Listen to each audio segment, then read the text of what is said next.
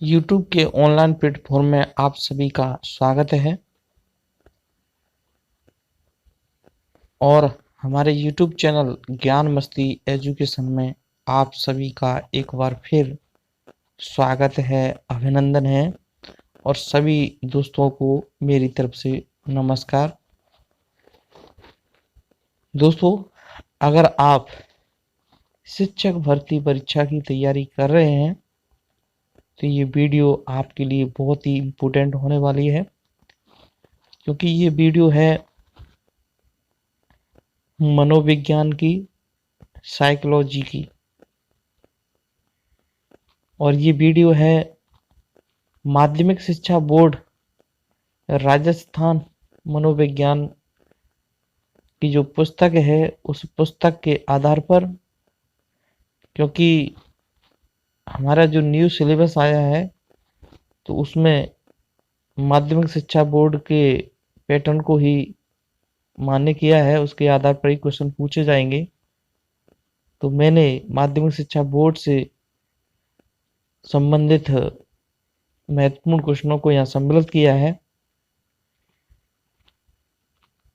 अगर आप हमारे चैनल पर नए हैं, अगर आपने अभी तक हमारे चैनल को सब्सक्राइब नहीं किया है तो चैनल को सब्सक्राइब कर लें, साथ में बेल आइकन प्रेस कर लें, क्योंकि इससे आपको आने वाली वीडियो का नोटिफिकेशन मिलता रहेगा। तो वीडियो को कर लेते हैं स्टार्ट, और वीडियो को ज़्यादा से ज़्यादा शेयर कर दो अपने दोस्तों में, उन बच्चों तक पहुंचा दो जिनको इस चीज़ की ज़रूरत है। तो स्टार्ट कर लेते हैं आज का हमारा पहला ही क्वेश्चन। तो आज का हमारा पहला क्वेश्चन है, कौन सा पद गिलफोर्ड के सिद्धांत से संबंधित नहीं है? कौन सा पद गिलफोर्ड के सिद्धांत से संबंधित नहीं है? ऑप्शन है, पहले क्वेश्चन में देख लीजिए, नहीं है पूछ रहा है। ऑप्शन है संक्रिया, लाभ, विषय वस्तु, उत्पादन। तो फटाफट से मुझे इस क्वेश्चन का आंसर आप मुझे कमेंट बॉक्स में लिखकर बताएं, क्या इसका सही आंसर है। दोस्तों, मैं आपको बता दूं तो जो गिलफोर्ड का है त्रिआयामी सिद्धांत है, और उसमें जो तीन इम्पोर्टेंट चीज रखी हैं वो रखी हैं संक्रिया, विषय वस्तु और उत्पादन। उन्होंने संरचना मॉडल तैयार किया है। शुरू में देखा जाए तो इसके गिलफोर्ड के जो सिद्धांत में संरचना मॉडल था उसमें 120 मॉडल थे, लेकिन आज वर्तमान में 180 मॉडल हैं। तो मैंने बताया कि तीन इसके विषय वस्तु हैं, एक विषय वस्तु है, संक्रिय है, उत्पादन है। तो हमारा इसमें कौन सा नहीं है? लाभ नहीं है। तो हमारा राइट आंसर होगा 2 नंबर। अगला क्वेश्चन है, किन मनोवैज्ञानिकों ने सांवेगिक बुद्धि का प्रतिपादन किया? क्वेश्चन पूछा जा रहा है, किस मनोवैज्ञानिकों ने सांवेगिक बुद्धि का प्रतिपादन किया? सांवेगिक बुद्धि का प्रतिपादन किया। ऑप्शन है सेलोवी एवं मेयर, गिलफोर्ड एवं स्पीयरमैन, सीमेन व बेनेट, केटल एवं गार्डन। क्या है इसका सही आंसर? मुझे फटाफट आंसर कमेंट बॉक्स में लिखकर बताएं। तो सांवेगिक बुद्धि का प्रतिपादन किसने किया? तो इसका मुझे सही आंसर आप बताएं। तो देखो, प्रतिपादन किया था सेलोवी एवं मेयर ने। अगला क्वेश्चन, DAT में किसका मापन होता है? ऑप्शन है बुद्धि, सांवेगिक बुद्धि, अभिवृत्ति, अभिक्षमता। तो क्या है इसका सही आंसर? मुझे कमेंट बॉक्स में लिखकर बताएं। तो इसका सही आंसर है दोस्तों 4 नंबर, हवि क्षमता। क्या सही आंसर है? हवि क्षमता का ये DAT मापन होता है। अगला क्वेश्चन है दोस्तों, बुद्धि की प्रकृति से संबंधित असत्य कथन है। कौन सा कथन है? असत्य कथन है। ऑप्शन है, बुद्धि कई क्षमताओं का योग होता है, समस्या के समाधान हेतु व्यक्ति बुद्धि से उत्पन्न होने वाली सूझ का सहारा लेता है, बुद्धि की मदद से व्यक्ति वातावरण में अच्छे ढंग से समायोजन और अनुकूलन करना नहीं सीखता है, बुद्धि की मदद से व्यक्ति विवेकशील चिंतन और अमूर्त चिंतन करने में समर्थ होता है। क्या है इसका सही आंसर? कमेंट बॉक्स में लिखकर बताएं। तो दोस्तों इसका सही आंसर जो है 3 नंबर, ये असत्य कथन है, क्योंकि बुद्धि कई क्षमताओं का योग है। बहुबुद्धि का सिद्धांत, त्रिचापी का सिद्धांत, बहुखंड बुद्धि का सिद्धांत, यानी बहुत बुद्धि के अंदर कई क्षमताएं होती हैं, उन क्षमताओं का योग भी माना जाता है। ये हमारा पहला जो कथन है वो बिल्कुल सत्य है। समस्या के समाधान हेतु बुद्धि से उत्पन्न होने वाली जो सूझ होती है, समझ होती है, उस समझ के माध्यम से हम समस्या का समाधान करते हैं। बिल्कुल एकदम सही बात है। और लेकिन यहाँ दिया हुआ है कि बुद्धि की मदद से वातावरण में अच्छे ढंग से समायोजन किया जाता है, अनुकूलन भी किया जाता है, लेकिन यहाँ लिख रहा है नहीं सीखता है, लेकिन यहाँ तो सीखा जाता है। ये हमारा गलत आंसर होगा। सही आंसर होगा हमारा 3। अगला क्वेश्चन है, थर्स्टन ने बुद्धि की कुल कितनी क्षमता बताई? थर्स्टन ने बुद्धि की कुल कितनी क्षमता बताई है?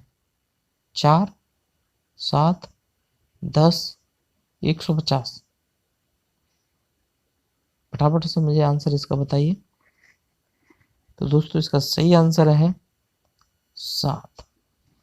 मुख्य कितनी बताई है? 7 बताई है। अगला क्वेश्चन है, EN एडवर्डली थॉर्नडाइक ने बुद्धि के 3 प्रकार बताए, निम्न में से कौन सा नहीं है?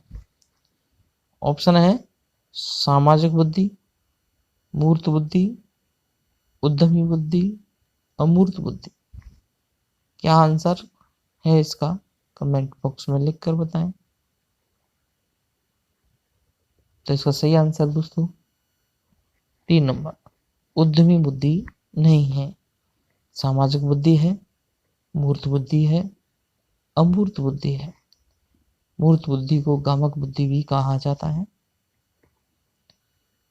अगला क्वेश्चन, बुद्धि का द्विकारक सिद्धांत किसके द्वारा दिया गया? गिलफोर्ड के द्वारा, कैटल के द्वारा, गार्डन के द्वारा, स्पीयरमैन के द्वारा। तो बताइए इसका सही आंसर क्या है? तो दोस्तों इसका सही आंसर है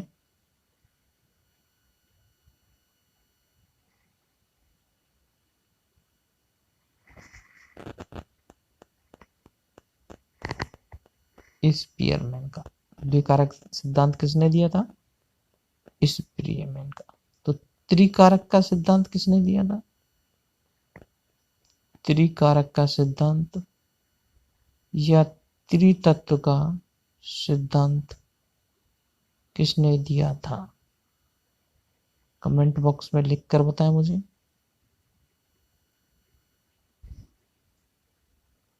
अगला क्वेश्चन, कैटल ने बुद्धि के सिद्धांत में 2 महत्वपूर्ण तत्व बताए, बताइए कौन से वो तत्व थे?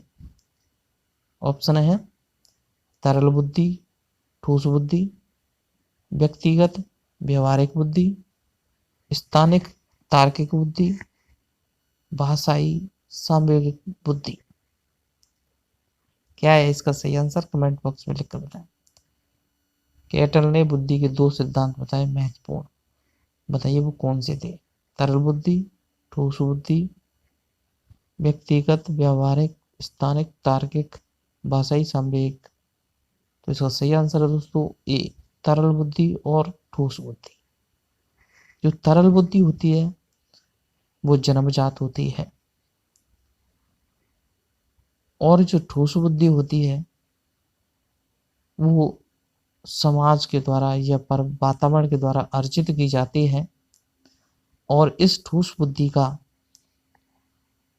जो विकास होता है वो किशोरावस्था से लेकर 30 वर्ष के मध्य होता है, और तरल बुद्धि का विकास किशोरावस्था तक ही होता है।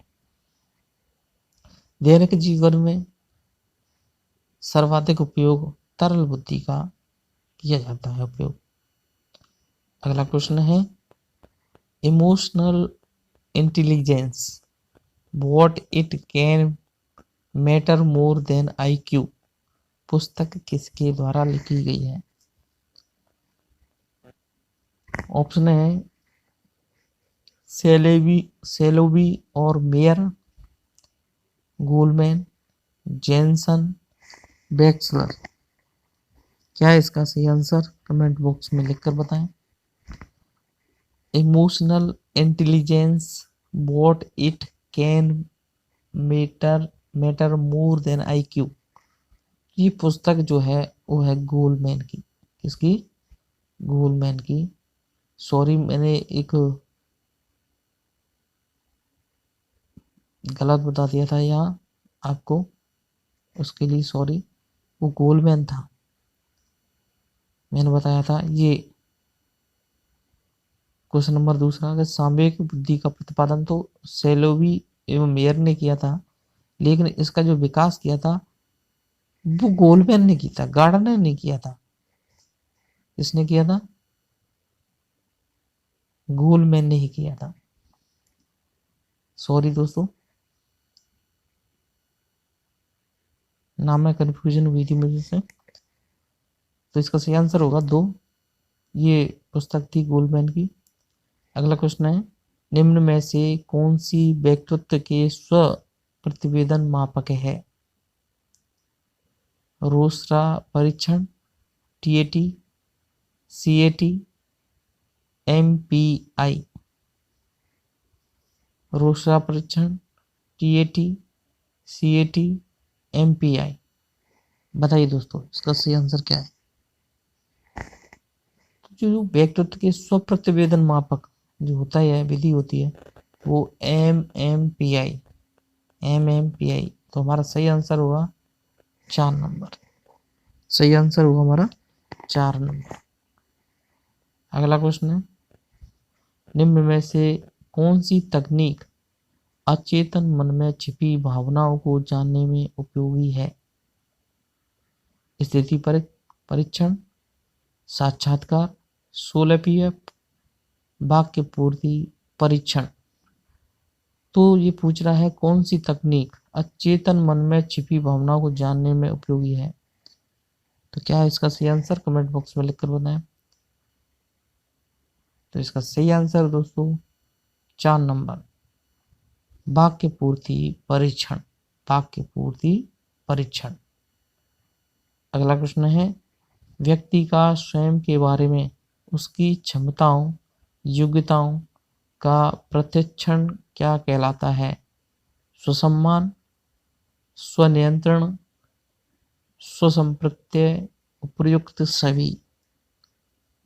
तो क्या है इसका सही आंसर? कमेंट बॉक्स में लिख कर बताएं। यानी व्यक्ति स्वयं के बारे में उसकी क्षमताओं, योग्यताओं का प्रत्यक्षण करता है तो दोस्तों वो कहलाता है स्वसंप्रत्यय। क्या कहलाता है? स्वसंप्रत्यय कहलाता है। सही आंसर होगा 3 नंबर। अगला क्वेश्चन है रोस्टा स्याही धब्बा निम्न में से किस श्रेणी में रखा जाता है? व्यवहारात्मक विश्लेषण, प्रक्षेपी तकनीकें, स्व प्रतिवेदन मापक, स्थिति परक परीक्षण। कमेंट बॉक्स में इसका आंसर मुझे लिखकर बताएं। दोस्तों इसका सही आंसर होगा वो होगा 2 नंबर, प्रक्षेपी तकनीकें। सही आंसर होगा 2 नंबर। अगला क्वेश्चन है, निम्न में से कौन सी व्यक्तित्व मापन की व्यवहारात्मक विश्लेषण विधि नहीं है? नहीं है पूछ रहा है दोस्तों। ऑप्शन है साक्षात्कार, स्थिति परक परीक्षण, रोसरा परीक्षण, प्रेक्षण।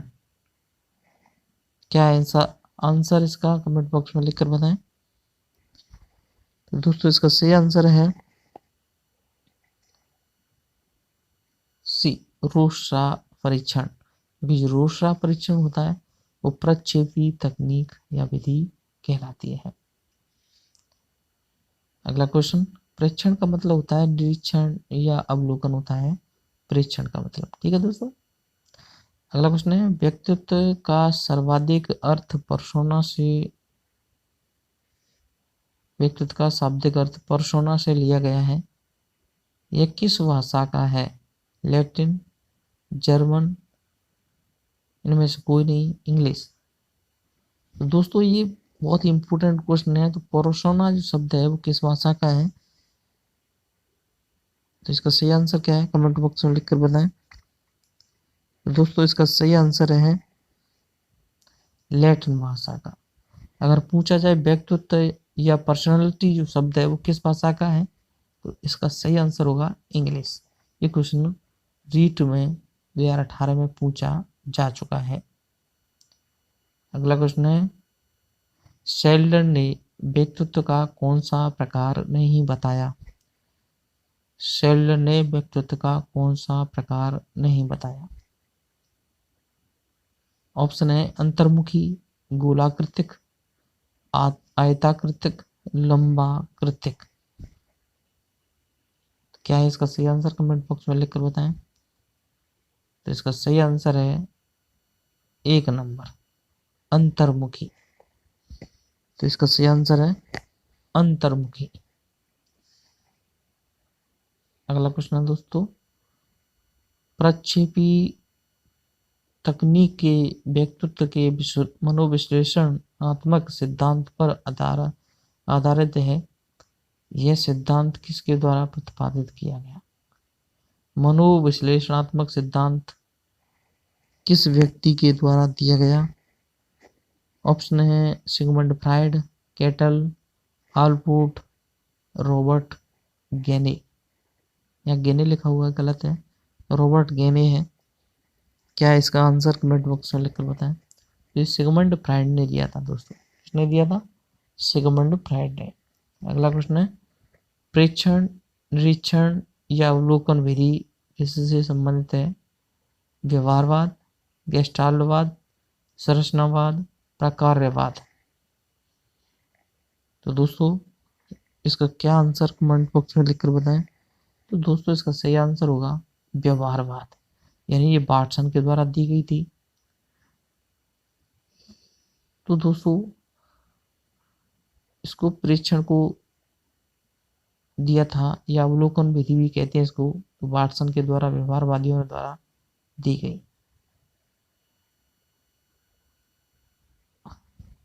अगला प्रश्न है, जैविक प्रक्रिया द्वारा माता पिता से एक पीढ़ी से दूसरी पीढ़ी में हस्तांतरित होने वाले गुण उसका ...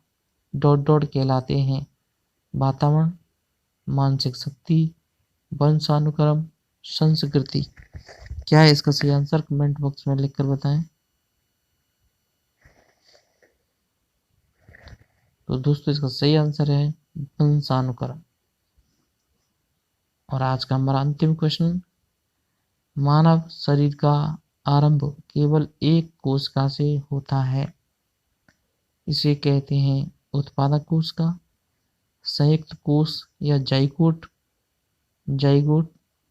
जीन, जर्म प्लाज्म। क्या है इसका सही आंसर? कमेंट बॉक्स में लिखकर बताएं। तो इसका सही आंसर होगा दोस्तों संयुक्त कोष। बालकों के सामने अनुकरणीय व्यवहार करना चाहिए, यह उक्ति अधिगम के किस सिद्धांत से संबंधित है? प्रेक्षणात्मक अधिगम, प्राचीन अनुबंधन, क्रिया प्रसूत अनुबंधन, अव्यक्त अधिगम। क्या है इसका सही आंसर? कमेंट बॉक्स में लिखकर बताएं मुझे।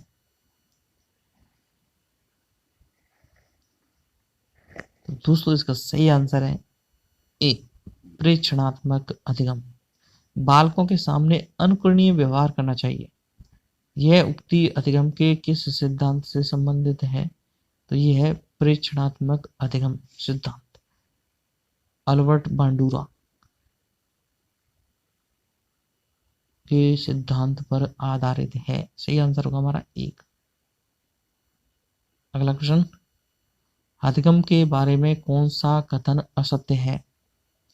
ऑप्शन है अधिगम व्यवहार में परिवर्तन है, अधिगम निष्पादन से भिन्न होता है, अधिगम में व्यवहार में तुलनात्मक रूप से स्थायी परिवर्तन होता है, अधिगम वृद्धि एवं परिपक्वता के कारण होता है। क्या है इसका सही आंसर? कमेंट बॉक्स में लिखकर जरूर बताएं। असत्य कथन कौन सा है? तो इसका सही आंसर है दोस्तों 4 नंबर, अधिगम वृद्धि और परिपक्वता के कारण होता है। नहीं, ये गलत है, इससे कोई फर्क नहीं पड़ने वाला। अधिगम होता है अभ्यास के द्वारा, अनुभवों के द्वारा। अगला क्वेश्चन है,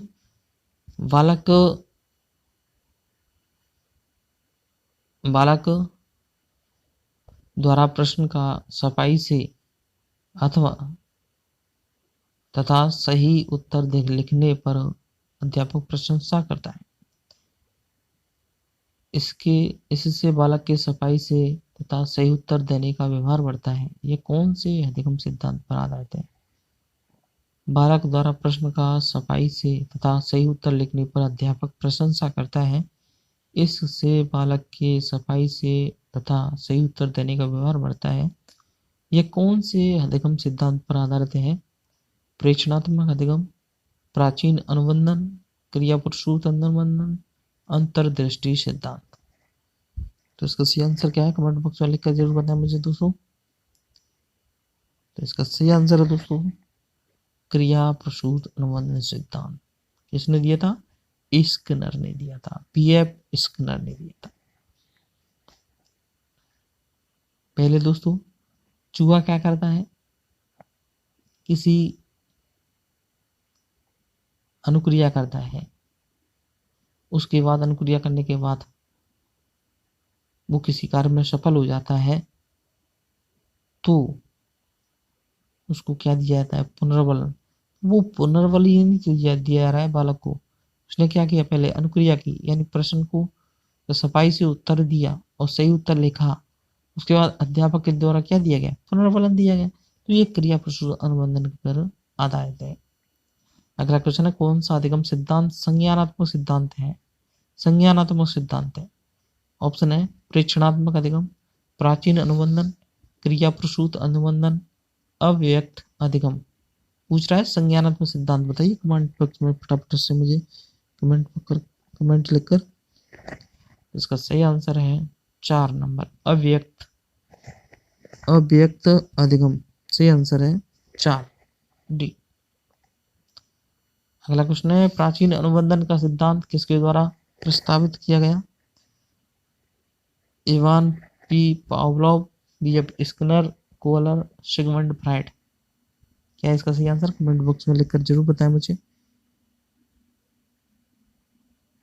तो दोस्तों इसका सही आंसर क्या है? इसका सही आंसर है ए, इवान पी पावलोव के द्वारा दिया गया। अगला प्रश्न है, जब एक तटस्थ उद्दीपक को स्वाभाविक उद्दीपक के साथ युग्मित किया जाता है तो कुछ प्रयासों के बाद प्राणी उस तटस्थ उद्दीपक के प्रति भी वैसी अनुक्रिया करने लगता है जैसी वह स्वाभाविक उद्दीपक के साथ करता है। यह किस अनुबंधन के आधार के अनुसार है? ऑप्शन है क्रियात्मक अनुबंधन,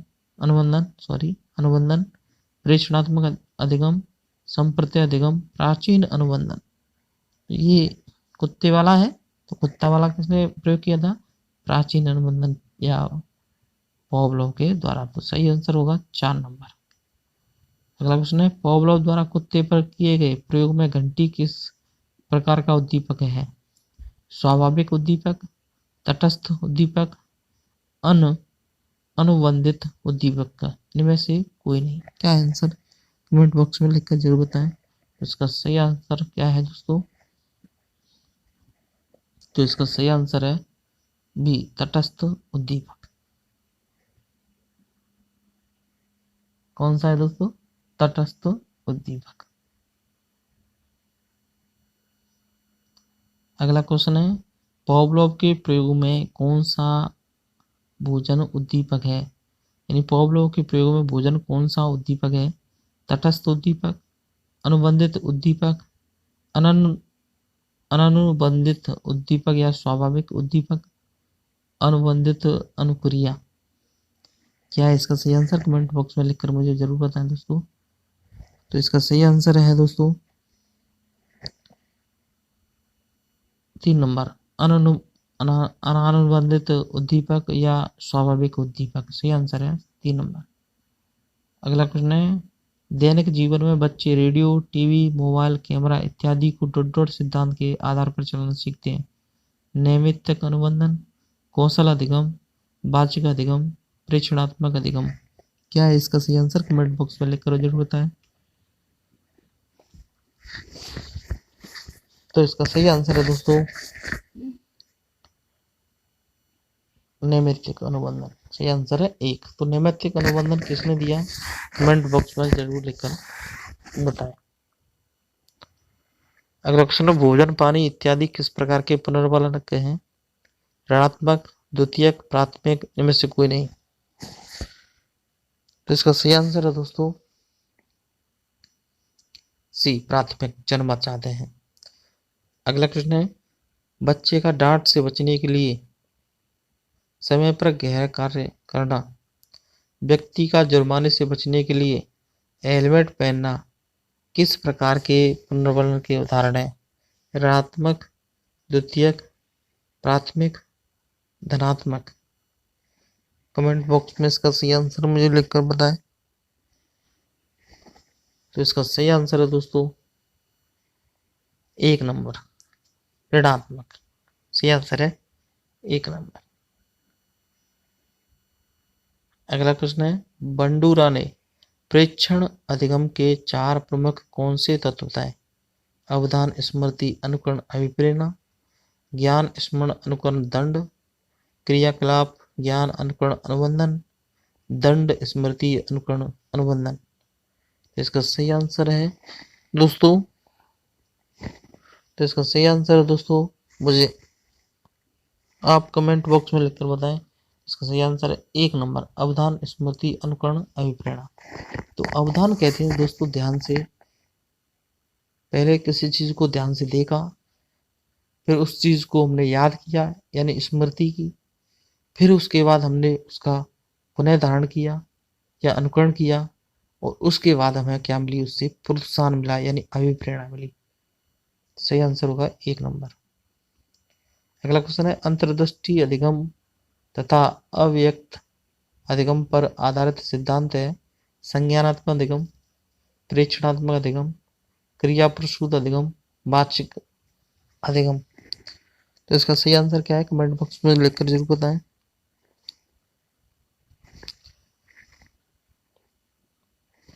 तो इसका सही आंसर है दोस्तों ए नंबर, संज्ञानात्मक अधिगम सिद्धांत। सही आंसर है 1 नंबर।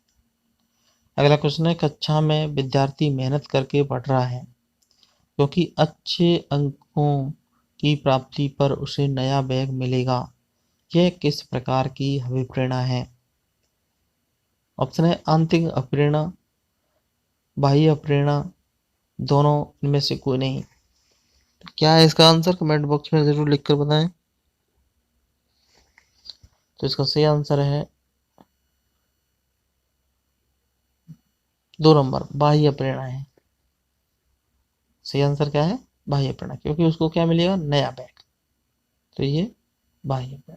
अगला क्वेश्चन है, पुरस्कार के उपयोग से तथा किस अनुबंधन सिद्धांत के उपयोग से बालकों को उचित व्यवहार से पढ़ना, जीवन में अनुशासन, समय प्रबंधन, सही गृह कार्य करना आदि सिखाया जा सकता है। प्राचीन अनुबंधन सिद्धांत, क्रिया प्रसूत अनुबंधन सिद्धांत, वाचक अनुबंधन सिद्धांत, संप्रत्यय अधिगम सिद्धांत।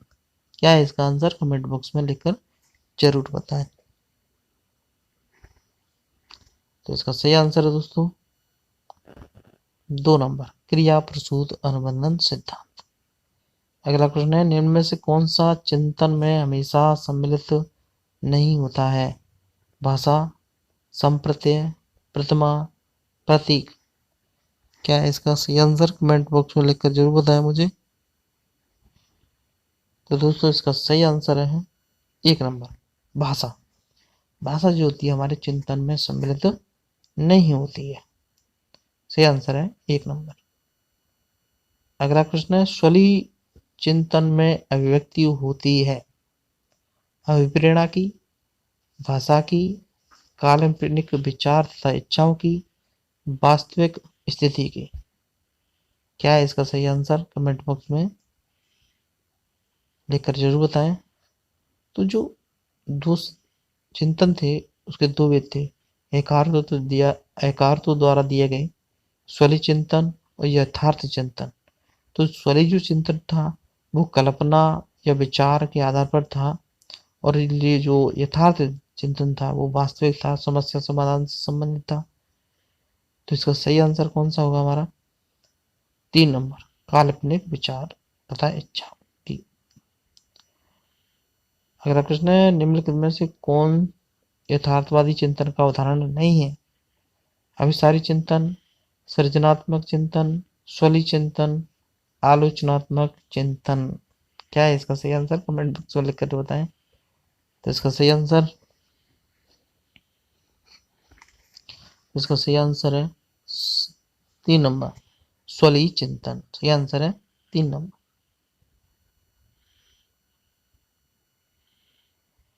अगला प्रश्न है, श्याम प्रत्येक वस्तु को उसके गुण दोषों के बारे में चिंतन करने के पश्चात ही खरीदता है। यह उदाहरण है अपसारी चिंतन, जटिल चिंतन, स्वली चिंतन, आलोचनात्मक चिंतन। तो इसका सही आंसर क्या है? कमेंट बॉक्स में लिखकर बताएं। श्याम प्रत्येक वस्तु के उसके गुण दोषों के बारे में चिंतन करने के पश्चात ही खरीदता है। तो इसका सही आंसर होगा दोस्तों 4 नंबर, आलोचनात्मक। जब गुण किसी वस्तु के प्रति गुण दोषों के बारे में चिंतन किया जाए तो आलोचनात्मक चिंतन होगा, ये मैंने बता दिया। अब सारी चिंतन में क्या है, उसको बहुत ही सृजनात्मक चिंतन होता है अब सारी चिंतन में, यानी उसकी विभिन्न शाखाओं के बारे में बात की जाती है। अगला और आज का हमारा अंतिम क्वेश्चन है, यदि राम से कहा जाए कि 10 में से 4 घटाने पर क्या उत्तर आएगा, तो राम इस समस्या को हल करने के लिए चिंतन का सहारा लेता है। उपयुक्त उदाहरण में नियत चिंतन का उदाहरण है अपसरण चिंतन, अभिसारी चिंतन, सृजनात्मक चिंतन, आलोचनात्मक चिंतन। बहुत ही सरल आंसर है, आप कमेंट बॉक्स में इसका सही आंसर लिखकर बताएं।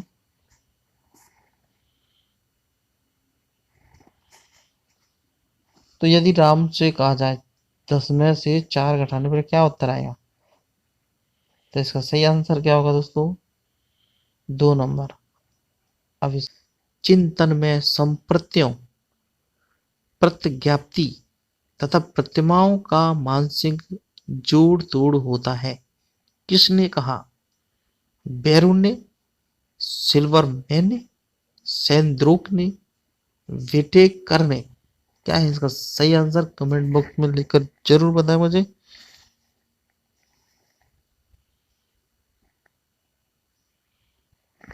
तो दोस्तों इसका सही आंसर है दोस्तों 1 नंबर, बैरोन का।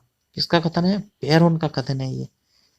तो दोस्तों रट लो। तो अगला क्वेश्चन है दोस्तों, चिंतन को 2 भागों में स्वली चिंतन, यथार्थवादी चिंतन किसने बांटा? बैरोन ने, जिंकवार्डो तथा रुक ने, सेंद्रोक ने, विटेकर ने। तो इसका क्या आंसर है? कमेंट बॉक्स में जरूर लिखकर बताएं मुझे दोस्तों। तो दोस्तों इसका सही आंसर है नंबर 2, जिंकवार्डो तथा रुक ने। यथार्थवादी चिंतन स्वली चिंतन। तो दोनों की मैंने परिभाषा पिछले वीडियो में दे चुका हूं। आप हमारे चैनल की प्लेलिस्ट में जाकर पिछले वाला वीडियो देख सकते हैं और वहां उसकी स्वली चिंतन और यथार्थवादी को कॉन्सेप्ट को क्लियर कर सकते हैं। अगला क्वेश्चन है, यदि बालक से पूछा जाए कि 5 से 2 गुना करने पर क्या आएगा, तो इसके उत्तर देने में निहित चिंतन उदाहरण होगा। आलोचनात्मक चिंतन, सृजनात्मक चिंतन, स्वली चिंतन, अविचारी चिंतन। तो क्या है इसका सही आंसर? कमेंट बॉक्स में जरूर लिखकर बताएं मुझे दोस्तों।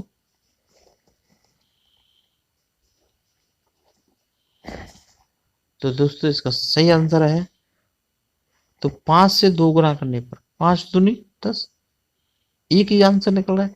तो ये केंद्रक की बात कर रहा है, केंद्र की बात कर रहा है। तो सही आंसर होगा अविचारी चिंतन। सही आंसर होगा 4 नंबर। अगला क्वेश्चन है, किस तर्कना में व्यक्ति दिए गए तथ्यों में अपनी ओर से नए तथ्य को जोड़कर एक निश्चित निष्कर्ष पर पहुंचता है? आलोचनात्मक तर्कना, सादृश्यवादी तर्कना, निगमनात्मक तर्कना, आगमनात्मक तर्कना। क्या है इसका सही आंसर? कमेंट बॉक्स में जरूर लिखकर बताएं मुझे।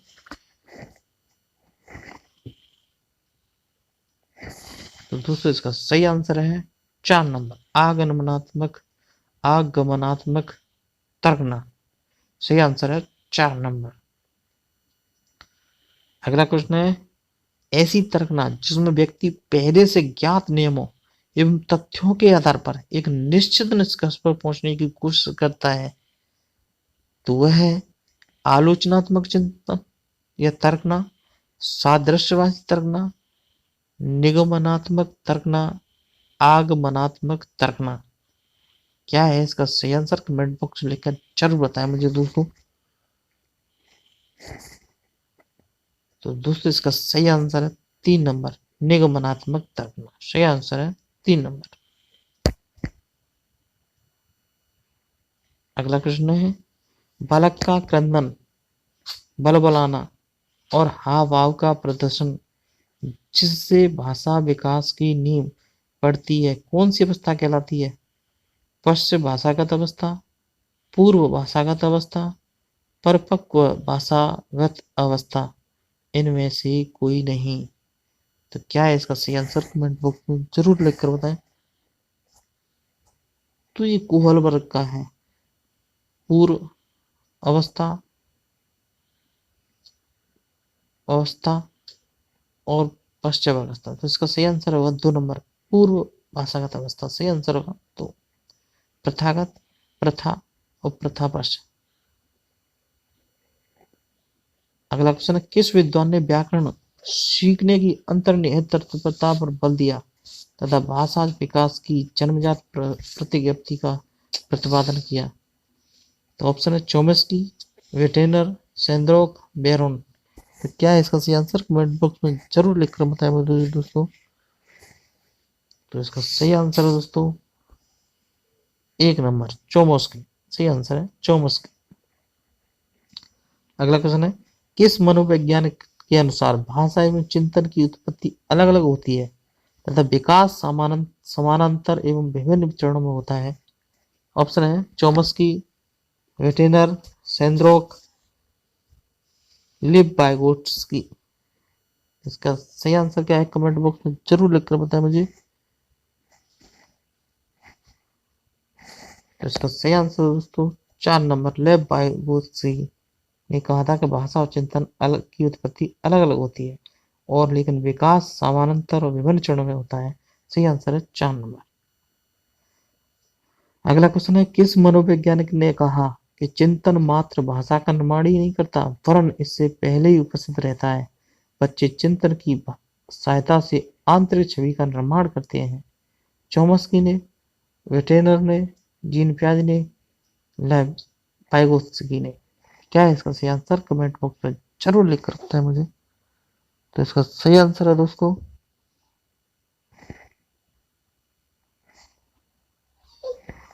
इसका सही आंसर है जीन प्याज। सही आंसर है चीन राज्य।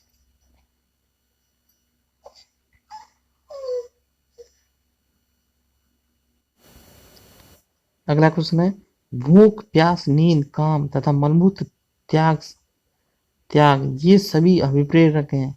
जैविक, प्रोत्साहन, मनोसामाजिक, संबंधन। तो फटाफट से इसका सही आंसर भी कमेंट बॉक्स में जरूर लिखकर बताएं। इसका सही आंसर क्या है? इसका सही आंसर ए, जैविक अभिप्रेरक है। ये सब जन्मजात होते हैं। अगला क्वेश्चन है, अभिप्रेरणा का आवश्यकता प्रदान क्रम सिद्धांत किसने प्रतिपादित किया? विलियम जेम्स ने, जेम्स लांजे ने, अब्राहम एच मैस्लो ने, विलियम बुंट ने। तो इसका सही आंसर क्या है? कमेंट बॉक्स में जरूर लिखकर बताएं। तो इसका सही आंसर है दोस्तों 3 नंबर, अब्राहम मैस्लो ने आवश्यकता प्रदान क्रम के सिद्धांत प्रतिपादित किया। और इन्होंने कितने जो अवस्थाएं मानी वो बताइए मुझे कमेंट बॉक्स में लिखकर जरूर बताएं। तो सबसे पहले बताई थी शारीरिक, दूसरी बताई थी सुरक्षा, तीसरी बताई थी प्रेम, और चौथी बताई थी सम्मान, और पांचवी जो अंतिम जो बहुत ही इंपॉर्टेंट है वो आत्मसिद्धि।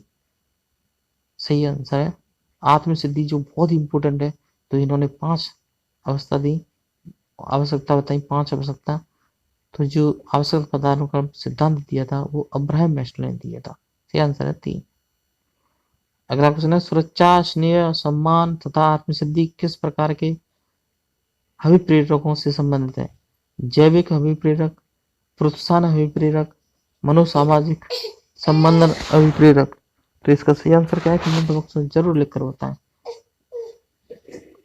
तो इसका सही आंसर है 3 नंबर, मनोसामाजिक अभिप्रेरक। सही आंसर है 3 नंबर।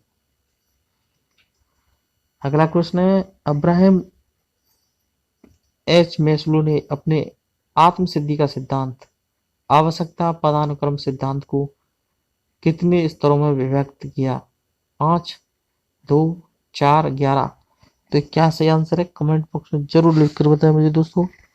तो मैंने अभी बता दिया था इसका सही आंसर। तो इसका सही आंसर है 5। सही आंसर है ए। अगला क्वेश्चन है, मैस्लो ने अपने पिरामिड मॉडल के पदानुक्रम में सबसे निचले स्तर पर किसे रखा? सम्मान की आवश्यकता, आत्मीयता की अवस्था, सुरक्षा की आवश्यकता, शरीर क्रियात्मक आवश्यकता। तो ये आंसर क्या है? कमेंट बॉक्स में जरूर लिखो। तो इसका सही आंसर है डी नंबर, शरीर क्रियात्मक यानी शारीरिक आवश्यकता। सही आंसर है 4 नंबर। अगला क्वेश्चन है, मैस्लो ने अपने पिरामिड मॉडल के पदानुक्रम में सबसे ऊपरी स्तर पर किसको रखा? तो मैंने बता दिया था, इसका सही आंसर बता दिया था। सम्मान की आवश्यकता, आत्मीयता की अवस्था, सुरक्षा की आवश्यकता, आत्मसिद्धि की आवश्यकता। तो सही मैंने बता दिया था, ऊपरी स्तर पर आत्मसिद्धि की आवश्यकता। सही आंसर है 4 नंबर। अगला प्रश्न है, अविरोड़ा चक्र के तत्व हैं आवश्यकता, प्रणोद, प्रोत्साहन या लक्ष्य, ये सभी। तो इसका सही आंसर क्या है? कमेंट बॉक्स में जरूर लिखकर बताएं। इसका सही आंसर है 4 नंबर, ये सभी। अगला क्वेश्चन है, अभिप्रेरणा चक्र का वह तत्व जिसके परिणाम स्वरूप व्यक्ति का व्यवहार लक्ष्य को प्राप्त करने की दिशा में अग्रसर होता है, तब ऐसे व्यवहार को प्रेरित व्यवहार की संज्ञा दी जाती है। वह तत्व है आवश्यकता, प्रणोद, प्रोत्साहन या लक्ष्य, इनमें से कोई नहीं। तो क्या है इसका सही आंसर? कमेंट बॉक्स में लिखकर जरूर बताएं। तो इसका सही आंसर है दोस्तों 2 नंबर, प्रणोद। सही आंसर है 2 नंबर। अगला क्वेश्चन है, किसी आवश्यकता के कारण जो तनाव उत्पन्न होता है वह कहलाता है अंतर्नोद, प्रेरणा, प्रोत्साहन, इनमें से कोई नहीं। तो इसका सही आंसर क्या है? कमेंट बॉक्स में लिखकर जरूर बताएं। तो इसका सही आंसर दोस्तों ए, अंतर्नोद। क्या है सही आंसर? अंतर्नोद। तो अगला क्वेश्चन है, एनोरेक्सिया नर्वोसा तथा बुलिमिया नर्वोसा किससे संबंधित विकृति है? खाने से, चलने से, आंखों से, पढ़ने से। तो इसका सही आंसर है, सही आंसर है दोस्तों, इसका सही आंसर है 1 नंबर, खाने से, खाने से। तो ये होते हैं जो दोस्तों ये विकासात्मक यानी विकास विकार है हमारे। ये कौन से? विकास के आंतरिक विकार, विकास के आंतरिक विकार हैं ये। ठीक है दोस्तों, और आज का हमारा अंतिम क्वेश्चन है, जैविक अभिप्रेरकों में से किसे अंशतः जैविक तथा अंशतः सामाजिक जैव सामाजिक अभिप्रेरक कहा जाता है? भूख, प्यास, नींद, आराम। क्या है इसका सही आंसर? कमेंट बॉक्स में जरूर लिखकर बताएं। तो इसका सही आंसर दोस्तों 4 नंबर काम। सकारात्मक संवेग है, सकारात्मक संवेग है। ऑप्शन है खुशी, परानुभूति, दुश्चिंता, आभार। खुशी, परानुभूति, आशावादिता, आभार। आशावादिता, क्रोध, कुंठा, भय। क्रोध, भय, दुश्चिंता। क्या है इसका आंसर? फटाफट मुझे कमेंट बॉक्स में जरूर लिखकर बताएं। तो यह पूछ रहा है सकारात्मक संवेग, तो ये सही, इसका सही आंसर होगा 2 नंबर, खुशी, परानुभूति, आशावादिता, आभार। ये सकारात्मक संवेग है, क्योंकि यहाँ दुश्चिंता है, ये नकारात्मक है। इस तीसरे में क्रोध, कुंठा, भय, ये भी नकारात्मक है। और यहाँ क्रोध, भय और दुश्चिंता, ये तीनों ही नकारात्मक संवेग है। तो हमारा आंसर सही होगा 2 नंबर। अगला क्वेश्चन है, संवेग शब्द अंग्रेजी रूपांतर इमोशन है जो लैटिन भाषा के किस शब्द से बना है? इमोशन शब्द किस भाषा से बना है, किस भाषा के शब्द से बना है? क्या है इसका आंसर? कमेंट बॉक्स में जरूर लिखकर बताएं मुझे। तो ऑप्शन है इमोकेशन, इमोवर, इमोवर्स और इमोवर्सन। तो क्या है इसका आंसर? इसका सही आंसर है नंबर 2, इमोवर्स से बना है। अगला क्वेश्चन है, व्यक्ति भालू या शेर को देखता है, भाग जाता है, इसलिए डर जाता है। यह कथन निम्नलिखित में से किस सिद्धांत की ओर इशारा करता है? ऑप्शन है कैनन बार्ड सिद्धांत, जेम्स लांजे सिद्धांत, स्केकटर सिंगर सिद्धांत, संज्ञानात्मक मूल्यांकन सिद्धांत। तो क्या है इसका आंसर? मुझे कमेंट बॉक्स में जरूर लिखकर बताएं। तो दोस्तों इसका सही आंसर है 2 नंबर, जेम्स लांजे का सिद्धांत है ये, उस सिद्धांत की ओर इशारा करता है, जेम्स लांजे सिद्धांत की ओर। तो हमारा सही आंसर होगा नंबर 2। अगला क्वेश्चन है, सृजनात्मकता मुख्य रूप से संबंधित होती है अपसारी चिंतन से, मॉडलिंग से, अभिसारी चिंतन से, अनुकरण से। क्या है इसका आंसर? कमेंट बॉक्स में जरूर लिखकर बताएं। तो यहाँ मॉडलिंग जो है, इसका जो 2 नंबर आंसर है वो तो होगा ही नहीं। एक चौथा नंबर है आपका अनुकरण, ये भी इसका सही आंसर नहीं होगा। ये तो बांडुरा के थे। अभिसारी चिंतन मैंने बताया, ये केंद्र की बात करता है, यानी जैसे 2 + 2 कितने होंगे? 4। तो ये केंद्र की बात कर रहा है। एक ही निश्चित आंसर आएगा अभिसारी चिंतन का, लेकिन अपसारी चिंतन का अनेक उत्तर आ सकते हैं। यहाँ सोचने और समझने की क्षमता बढ़ती है, इसलिए सही आंसर होगा हमारा 1 नंबर, अपसारी चिंतन। सही आंसर होगा 1 नंबर। अगला क्वेश्चन है, निम्न में से कौन सा सृजनात्मकता का तत्व नहीं है? सृजनात्मकता का तत्व नहीं है। ऑप्शन है लचीलापन, स्मृतिकरण, धारा प्रवाहिता, मौलिकता। क्या है इसका सही आंसर? कमेंट बॉक्स में जरूर लिखकर बताएं मुझे। तो दोस्तों इसका सही आंसर है नंबर 2, स्मृतिकरण नहीं है, क्योंकि सृजनात्मकता का जो तत्व है वो लचीलापन भी होता है, धारा प्रवाहिता भी होता है, मौलिकता भी उसके अंदर होती है। ये उसका मुख्य तत्व है तीनों, लेकिन स्मृतिकरण इसका तत्व नहीं है। तो हमारा सही आंसर होगा 2 नंबर। अगला क्वेश्चन है, निम्न में से कौन सी डिसलेक्सिया की विशेषता नहीं है? डिसलेक्सिया की विशेषता नहीं है यहाँ पूछा हुआ है।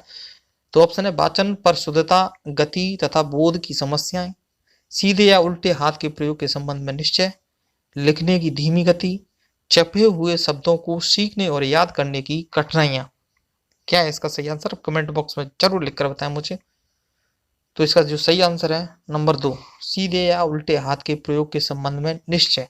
ये इसकी विशेषता नहीं है, क्योंकि वाचन पर शुद्धता, गति तथा बोध की समस्याएं ये डिसलेक्सिया की विशेषता होती है।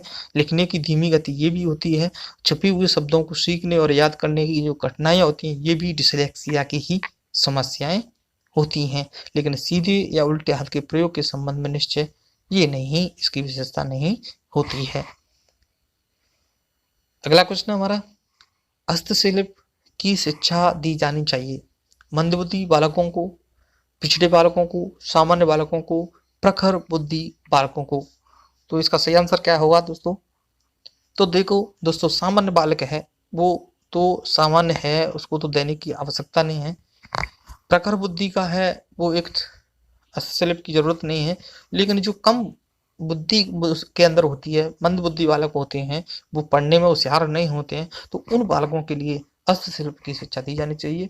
तो हमारा मंद बुद्धि बालकों के लिए क्या दी जानी चाहिए? हस्तशिल्प की शिक्षा दी जानी चाहिए। तो हमारा जो राइट आंसर होगा वो 1 नंबर होगा, क्योंकि पिछड़े बालकों को निदानात्मक शिक्षा देने के बाद उसको सामान्य बालक भी बनाया जा सकते हैं, यानी उन्हीं समस्या का समाधान करके उसको सामान्य बालक बनाया जा सकता है। लेकिन मंद बुद्धि का जो बालक होता है उसको निदानात्मक शिक्षा के आधार पर नहीं, उसको सामान्य नहीं किया जा सकता, उनकी समस्या का समाधान नहीं किया जा सकता, क्योंकि उसकी बुद्धि जो होती है वो मंद होती है। इसलिए हमारा सही आंसर होगा 1 नंबर। अगला क्वेश्चन है, राष्ट्रीय पाठ्यचर्या रूपरेखा 2005 में शांति व्यवस्था शांति शिक्षा को बढ़ावा देने के लिए कुछ क्रियाओं की अनुशंसा की गई है। पाठ्यक्रम रूपरेखा में निम्नलिखित में से किसे सूचीबद्ध किया गया है?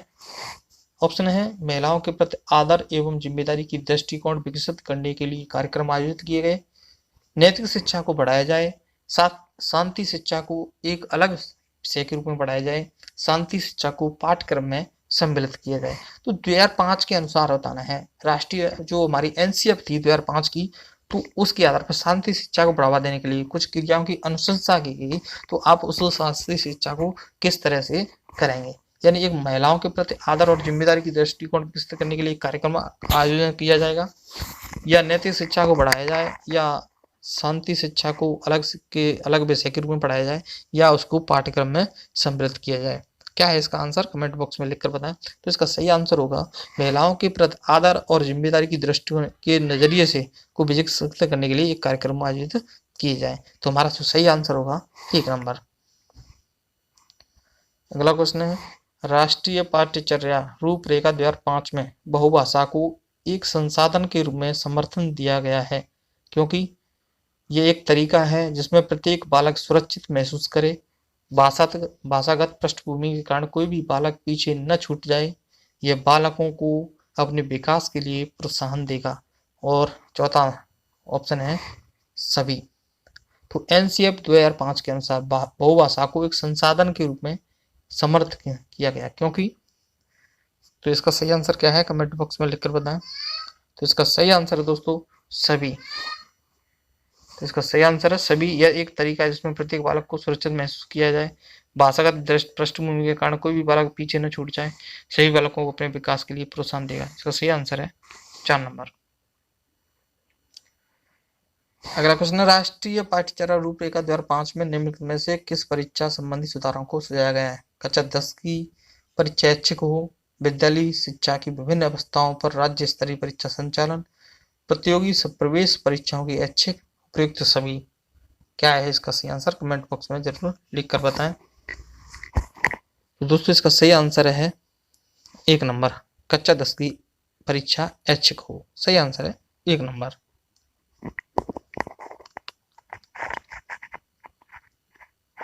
अगला क्वेश्चन है, मूल्यांकन प्रक्रिया है नकारात्मक, सकारात्मक, 1 और 2 दोनों, इनमें से कोई नहीं।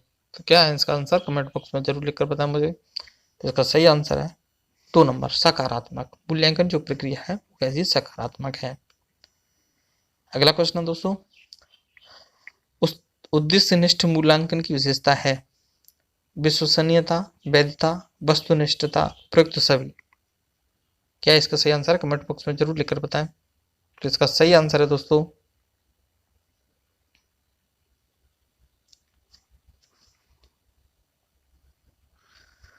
तो इसका सही आंसर 4 नंबर, उपयुक्त सभी। विश्वसनीयता भी है, वैधता भी है, और वस्तुनिष्ठता, ये सारे गुण होने चाहिए, यानी सारी विशेषता होनी चाहिए उद्देश्यनिष्ठ मूल्यांकन की विशेषता। अगला क्वेश्चन है, मूल्यांकन में बल दिया जाता है मात्रा, गुण, मूल्य, उपयुक्त सभी। तो मूल्यांकन में बल दिया जाता है मात्रा का भी, गुण का भी, मूल्य का भी। तो हमारा सही आंसर होगा उपयुक्त सभी। अगला क्वेश्चन है, कोई वस्तु कैसी है इसका निर्णय किया जाता है? मापन से, मूल्यांकन से, परीक्षा से, उपयुक्त सभी से। तो क्या इसका सही आंसर है? कमेंट बॉक्स में जरूर लिखकर बताएं। तो कोई वस्तु कैसी है इसका निर्णय किया जाएगा मूल्यांकन से। इससे किया जाएगा मूल्यांकन से। हमारा सही आंसर होगा नंबर 2। अगला क्वेश्चन है, मूल्यांकन प्रक्रिया का मुख्य तत्व है उद्देश्य, अधिगम अनुभव, मूल्यांकन के साधन, उपयुक्त सभी। क्या है इसका सही आंसर? कमेंट बॉक्स में जरूर लिखकर बताएं।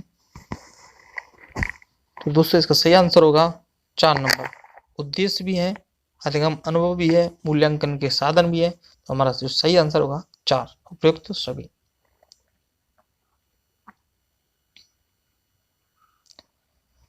अगला क्वेश्चन है, क्रियात्मक अनुसंधान के महत्व के बारे में निम्न में से कौन सा कथन सही नहीं है?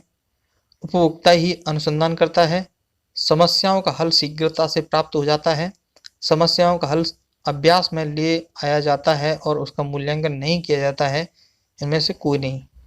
क्या है इसका आंसर? कमेंट बॉक्स में जरूर लिखकर बताएं। तो दोस्तों इसका सही आंसर है 3 नंबर, समस्याओं का हल अभ्यास में ले आया जाता है और उसका मूल्यांकन नहीं किया जाता।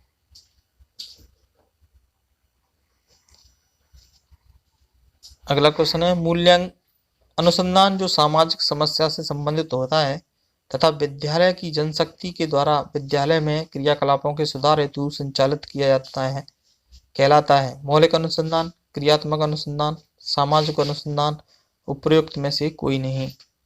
क्या आंसर है इसका?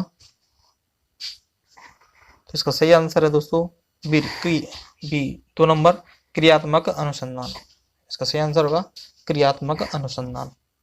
अगला क्वेश्चन है, अनुसंधान में चिंतन प्रक्रिया होती है वैज्ञानिक चिंतन, विकेंद्रीय चिंतन, परावर्तित चिंतन, उपयुक्त सभी। इसका सही आंसर क्या है? कमेंट बॉक्स में जरूर लिखकर बताएं मुझे। तो इसका सही आंसर है 4 नंबर, उपयुक्त सभी।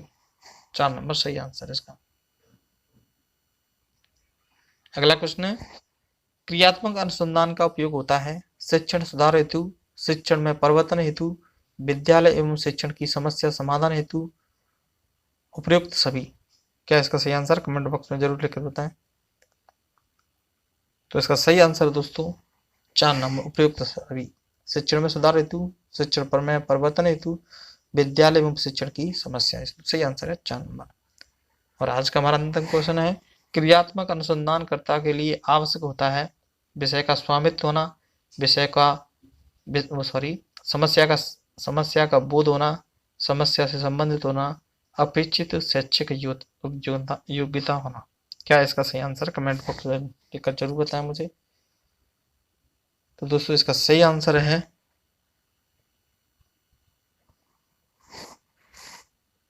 चार नंबर, अपेक्षित शैक्षिक योग्यता। सही आंसर है 4। क्रियात्मक अनुसंधान के प्रवर्तक हैं, क्रियात्मक अनुसंधान के प्रवर्तक हैं John W Best, Whitney, Stephen M Corey, Kilpatrick. तो इसका सही आंसर क्या है? कमेंट बॉक्स में जरूर लिखकर बताएं मुझे। तो इसका सही आंसर है 3 नंबर, स्टीफन एम कोरे। तो क्रियात्मक अनुसंधान के जो प्रवर्तक हैं वो है स्टीफन एम कोरे। तो दोस्तों एक और क्वेश्चन मेरा है कि क्योंकि क्रियात्मक अनुसंधान का सर्वप्रथम शब्द का प्रयोग किसने किया था? क्रियात्मक अनुसंधान शब्द का सर्वप्रथम प्रयोग किसने किया था? तो दोस्तों ये शब्द का प्रयोग किया था कॉलियर ने। किसने किया था? कॉलियर ने किया था। अगला प्रश्न है, मौलिक अनुसंधान का मुख्य कार्य है नए सत्यों को स्थापित करना, नए सिद्धांतों का प्रतिपादन करना, नए तथ्यों की खोज करना, उपयुक्त सभी। क्या है इसका सही आंसर? कमेंट बॉक्स में लिखकर जरूर बताएं। तो इसका सही आंसर है दोस्तों 4 नंबर, उपयुक्त सभी। क्योंकि नए सत्यों को स्थापित करना है, नए तथ्यों की खोज करना है, नए सिद्धांतों का भी प्रतिपादन करना मौलिक अनुसंधान का मुख्य कार्य है। अगला प्रश्न है, क्रियात्मक अनुसंधान का महत्व नहीं है विद्यालय तथा कक्षा शिक्षण की कार्यप्रणाली में सुधार लाना, एक समय में एक ही परिकल्पना का सत्यापन, समस्या के समाधान का रूप आदर्श होता है, शिक्षक को कार्यकुशलता का अवसर मिलता है। तो क्या है इसका आंसर, कमेंट बॉक्स में जरूर लिखकर बताएं। तो इसका सही आंसर है दोस्तों 3 नंबर, क्योंकि समस्या के समाधान का रूप आदर्श नहीं होता है, नहीं होता है, लेकिन यहाँ लिखा है आदर्श होता है। ये हमारा क्रियात्मक अनुसंधान का महत्व नहीं है, क्योंकि क्रियात्मक अनुसंधान के द्वारा विद्यालय और कक्षा शिक्षण की कार्य प्रणाली में सुधार किया जा सकता है और एक समय में एक ही परिकल्पना का सत्यापन किया जाता है और शिक्षकों को कार्यकुशलता का अवसर भी मिलता है और विद्यालय की जो शिक्षण व्यवस्था है और भी व्यवस्थापित संबंधित जो समस्या होती है उसका भी सुधार किया जा सकता है। तो हमारा सही आंसर होगा 3 नंबर। अगला प्रश्न है, क्रियात्मक अनुसंधान के सोपान होते हैं 10, 4, 5, 6। बताइए दोस्तों इसका सही आंसर क्या है, फटाफट से मुझे कमेंट बॉक्स में जरूर लिखकर बताएं। तो इसका सही आंसर दोस्तों 4 नंबर 6। क्रियात्मक अनुसंधान के सोपान कितने होते हैं, 6 होते हैं।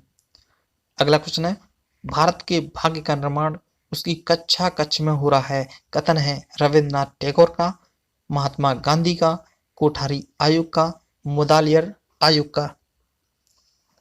क्या है इसका सही आंसर, कमेंट बॉक्स में जरूर लिखकर बताएं। तो इसका सही आंसर है दोस्तों 3 नंबर कोठारी आयोग का। ये कथन है किसका, कोठारी आयोग का। अगला क्वेश्चन है,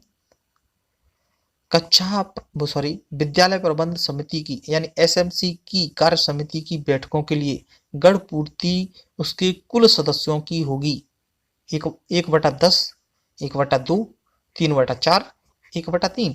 क्या है इसका आंसर होगा, बताइए मुझे कमेंट बॉक्स में। तो इसका सही आंसर है दोस्तों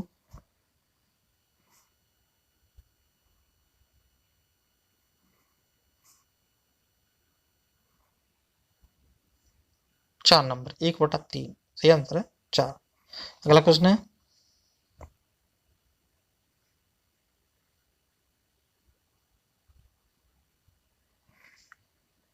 कक्षा 1 से 5 तक के बालकों के संबंध में विद्यालय आसपास से कितने किलोमीटर की दूरी के भीतर स्थापित किया जाएगा?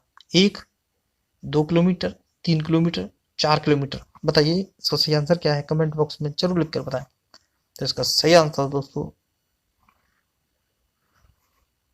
1 नंबर, यानी कक्षा 1 से 5 तक की अधिकतम दूरी 1 किलोमीटर के अंदर अंदर विद्यालय होना आवश्यक है। अगला क्वेश्चन है, कक्षा 6 से 8 तक के बालकों के संबंध में विद्यालय आसपास से कितने किलोमीटर की दूरी के भीतर स्थापित किया जाना चाहिए? 1 किलोमीटर, 2 किलोमीटर, 3 किलोमीटर, 4 किलोमीटर। क्या है इसका सही आंसर है, कमेंट बॉक्स में जरूर लिखकर बताएं। तो दोस्तों इसका सही आंसर है 3 किलोमीटर। सही आंसर है 3 किलोमीटर। अगला क्वेश्चन है, आरटीई का संबंध किस आयु वर्ग के बच्चों से है? 0 से 5, 0 से 6, 6 से 11 और 6 से 14 वर्ष। क्या आंसर है इसका, मुझे कमेंट बॉक्स में जरूर लिखकर बताएं। तो इसका सही आंसर है 4 नंबर 6 से 14 वर्षों को निःशुल्क शिक्षा देना है आरटीई 2009 के अनुसार। अगला क्वेश्चन है, आर्थिक रूप से कमजोर समुदाय के बच्चों हेतु निजी स्कूलों में कितने प्रतिशत आरक्षण का प्रावधान है? आर्थिक रूप से कमजोर समुदाय के बच्चों हेतु निजी स्कूलों में कितने प्रतिशत आरक्षण का प्रावधान है? 10, 20, 25, 50 प्रतिशत। बताओ क्या आंसर है इसका। तो इसका सही आंसर है 25%। दोस्तों अगर आपने अभी तक हमारी वीडियो को लाइक नहीं किया तो वीडियो को जरूर लाइक करते हैं दोस्तों, क्योंकि मैं ऐसे ही क्वेश्चन लेकर आता हूँ और वीडियो में थोड़ी मेहनत लगती है दोस्तों। तो मुझे इस मेरी मेहनत के लिए थोड़ा सा एक लाइक तो जरूर कर दें मुझे दोस्तों, क्योंकि मुझे इससे आपसे मोटिवेशन मिलता है, मेरे अंदर उत्साह जागृत होती है और मैं आपके लिए नए नए क्वेश्चन फिर लेकर आता हूँ। दोस्तों वीडियो को ज़्यादा से ज़्यादा शेयर करें और चैनल को सब्सक्राइब कर लें। अब अगर जिन्होंने अभी तक नहीं किया है उन लोगों ने उस चैनल को सब्सक्राइब कर लें, साथ में बेल आइकन प्रेस कर लें। अगला क्वेश्चन है, आरटीई के अनुसार कक्षा 6 से 8 तक के छात्र शिक्षक अनुपात होना चाहिए 35:1, 30:1, 40:1, 50:1। क्या आंसर है इसका, कमेंट बॉक्स में जरूर लिखकर बताएं मुझे दोस्तों। तो इसका सही आंसर है 1 नंबर 35:1। दोस्तों इससे पहले मैं 4 वीडियो अपलोड कर चुका हूं और हमारे जो चैनल है उस चैनल की साइकोलॉजी जो प्लेलिस्ट है उसमें जाकर आप उन 4 वीडियो को देख सकते हैं। इससे पहले मैंने 3-4 तरह की टेस्ट सीरीज चलाई है साइकोलॉजी की, उसमें वंदना मैडम बुक की से महत्वपूर्ण क्वेश्चनों को वहाँ सम्मिलित किया गया था और विभिन्न महत्वपूर्ण परीक्षाओं में जो क्वेश्चन पूछे गए थे उन क्वेश्चनों को मैंने भी सम्मिलित किया है, उन वीडियो को भी आप देख सकते हैं। तो अगला क्वेश्चन है हमारा, निःशुल्क और अनिवार्य बाल शिक्षा का अधिकार अधिनियम की लागू होने की तिथि है 1 अप्रैल 2010, 1 अप्रैल 2011, 1 अप्रैल 2012, 1 अप्रैल 2013। क्या है इसका सही आंसर? कमेंट बॉक्स में जरूर लिखकर बताएं मुझे। तो इसका सही आंसर है 1 अप्रैल 2010। 1 अप्रैल 2010 को निःशुल्क और अनिवार्य बाल शिक्षा का अधिकार अधिनियम लागू किया गया। अगला क्वेश्चन है, संविधान की किस धारा के अंतर्गत 14 वर्ष तक की आयु के बच्चों को मुफ्त एवं अनिवार्य शिक्षा प्रदान करने का प्रावधान किया गया है? संविधान की किस धारा के अंतर्गत 14 वर्ष तक की आयु के बच्चों को मुफ्त एवं अनिवार्य शिक्षा प्रदान करने का प्रावधान किया गया है? तो अनुच्छेद हैं आपके 40, 42, 45, 51। क्या है इसका सही आंसर? कमेंट बॉक्स पे जरूर लिखकर बताएं मुझे। तो इसका सही आंसर होगा 45। नीति निर्देशक तत्व का जो 45वां अनुच्छेद है उसमें 14 वर्ष तक की आयु के बच्चों को मुफ्त एवं अनिवार्य शिक्षा का प्रावधान किया गया है। सही आंसर हमारा 3 नंबर। अगला क्वेश्चन है, आरटीई के तहत किस कक्षा तक बालक को रोका या निष्कासित नहीं किया जा सकता? कक्षा 5, कक्षा 8, कक्षा 6, कक्षा 12। क्या है इसका सही आंसर? कमेंट बॉक्स में जरूर लिखकर बताएं। तो इसका सही आंसर है दोस्तों कक्षा 8 तक। किस तक? कक्षा 8 तक, यानी 14 वर्ष तक। अगला क्वेश्चन है, एक शैक्षणिक वर्ष में 1 से 5वीं तक के लिए न्यूनतम कार्य दिवस हैं 100, 120, 180, 200। 1 से 5 तक के लिए। तो इसका सही आंसर क्या है? कमेंट बॉक्स में जरूर लिखकर बताएं मुझे। जिसका सही आंसर होगा 200, यानी 4 नंबर 200 कार्य दिवस निर्धारित किए गए हैं। और अगला क्वेश्चन है, शैक्षणिक वर्ष में 6वीं से 8वीं कक्षा के लिए न्यूनतम कार्य दिवस कितने हैं? 200, 180, 210, 220। तो इसका सही आंसर क्या है? कमेंट बॉक्स में जरूर लिखकर बताएं। तो इसका सही आंसर होगा 4 नंबर 220 कार्य दिवस। घंटे नहीं, 220 कार्य दिवस। सही आंसर है 4 नंबर। एक सप्ताह में 45 घंटे जो है कार्य दिवस की निर्धारित किए गए हैं, जिसमें आपकी शैक्षणिक तैयारी भी सम्मिलित है। और 1000 घंटे, और 1 से 5 तक के लिए 800 घंटे। अगला प्रश्न है, निःशुल्क एवं अनिवार्य बाल शिक्षा का अधिकार अधिनियम 2009 का राजस्थान में नाम है। ऑप्शन है, राजस्थान निःशुल्क एवं अनिवार्य बाल शिक्षा का अधिकार अधिनियम 2009, राजस्थान निःशुल्क एवं अनिवार्य बाल शिक्षा का अधिकार अधिनियम 2010, राजस्थान निःशुल्क एवं अनिवार्य बाल शिक्षा का अधिकार अधिनियम 2011, राजस्थान निःशुल्क एवं अनिवार्य बाल शिक्षा का अधिकार अधिनियम 2012। क्या इसका सही आंसर? कमेंट बॉक्स में मुझे जरूर लिखकर बताएं। तो इसका सही आंसर दोस्तों 3 नंबर, राजस्थान निःशुल्क एवं अनिवार्य बाल शिक्षा का अधिकार अधिनियम 2011। अगला प्रश्न है, विद्यालय प्रबंधन समिति का पुनर्गठन कितने वर्ष पश्चात होगा? 1 वर्ष बाद, 2 वर्ष बाद, 5 वर्ष बाद, 10 वर्ष बाद। तो इसका सही आंसर क्या है? कमेंट बॉक्स में जरूर लिखकर बताएं। तो इसका सही आंसर है 2 नंबर, 2 वर्ष बाद। कितने वर्ष बाद? 2 वर्ष बाद एसएमसी का पुनर्गठन किया जाएगा। अगला प्रश्न है, विद्यालय प्रबंधन समिति की कार्यकारिणी समिति में न्यूनतम महिलाएं होंगी 40%, 25%, 33%, 50%। तो इसका सही आंसर क्या है? कमेंट बॉक्स में लिखकर जरूर बताएं। तो इसका सही आंसर है 4 नंबर, 50% महिलाएं होना अनिवार्य है एसएमसी की कार्यकारी समिति में। और आज का हमारा अंतिम क्वेश्चन, प्राथमिक विद्यालय में 60 से 90 छात्रों पर अध्यापक होंगे। प्राथमिक विद्यालय में 60 से 90 छात्रों पर अध्यापक होंगे। 2, 3, 5, 6 ऑप्शन हैं, 2, 3, 5, 6। क्या है इसका सही आंसर? कमेंट बॉक्स में जरूर लिखकर बताएं। इसका सही आंसर है 2 नंबर 3 अध्यापन।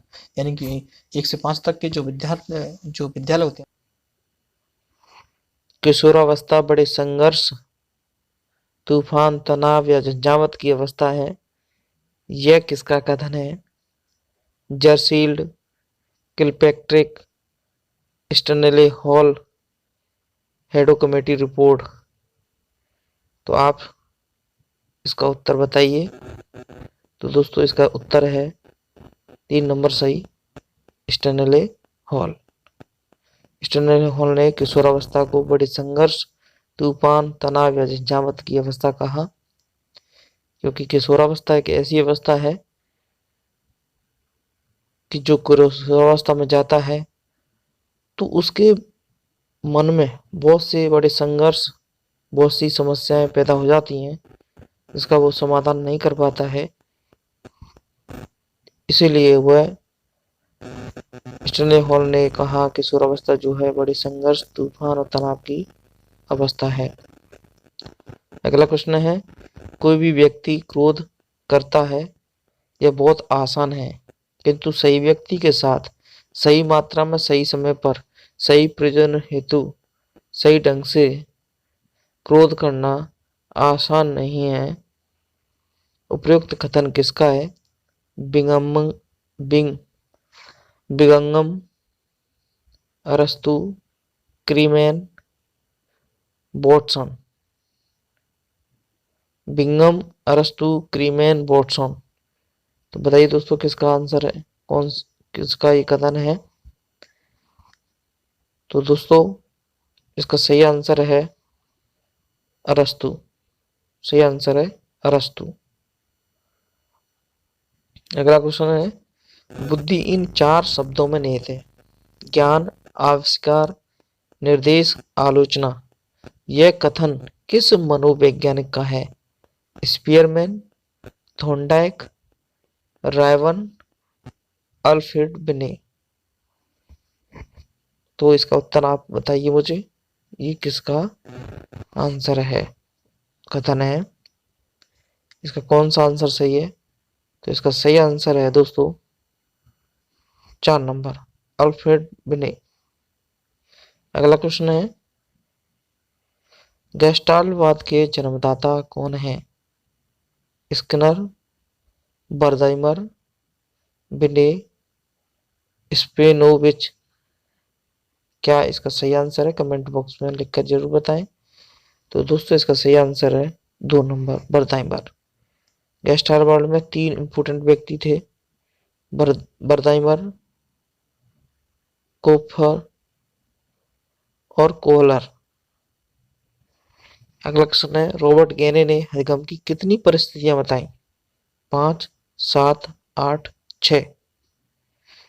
क्या इसका सही आंसर है? कमेंट बॉक्स में लिखकर जरूर बताएं। तो दोस्तों इसका सही आंसर है 8।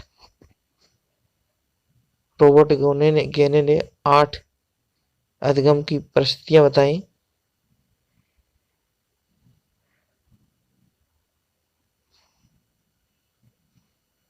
अगला क्वेश्चन है,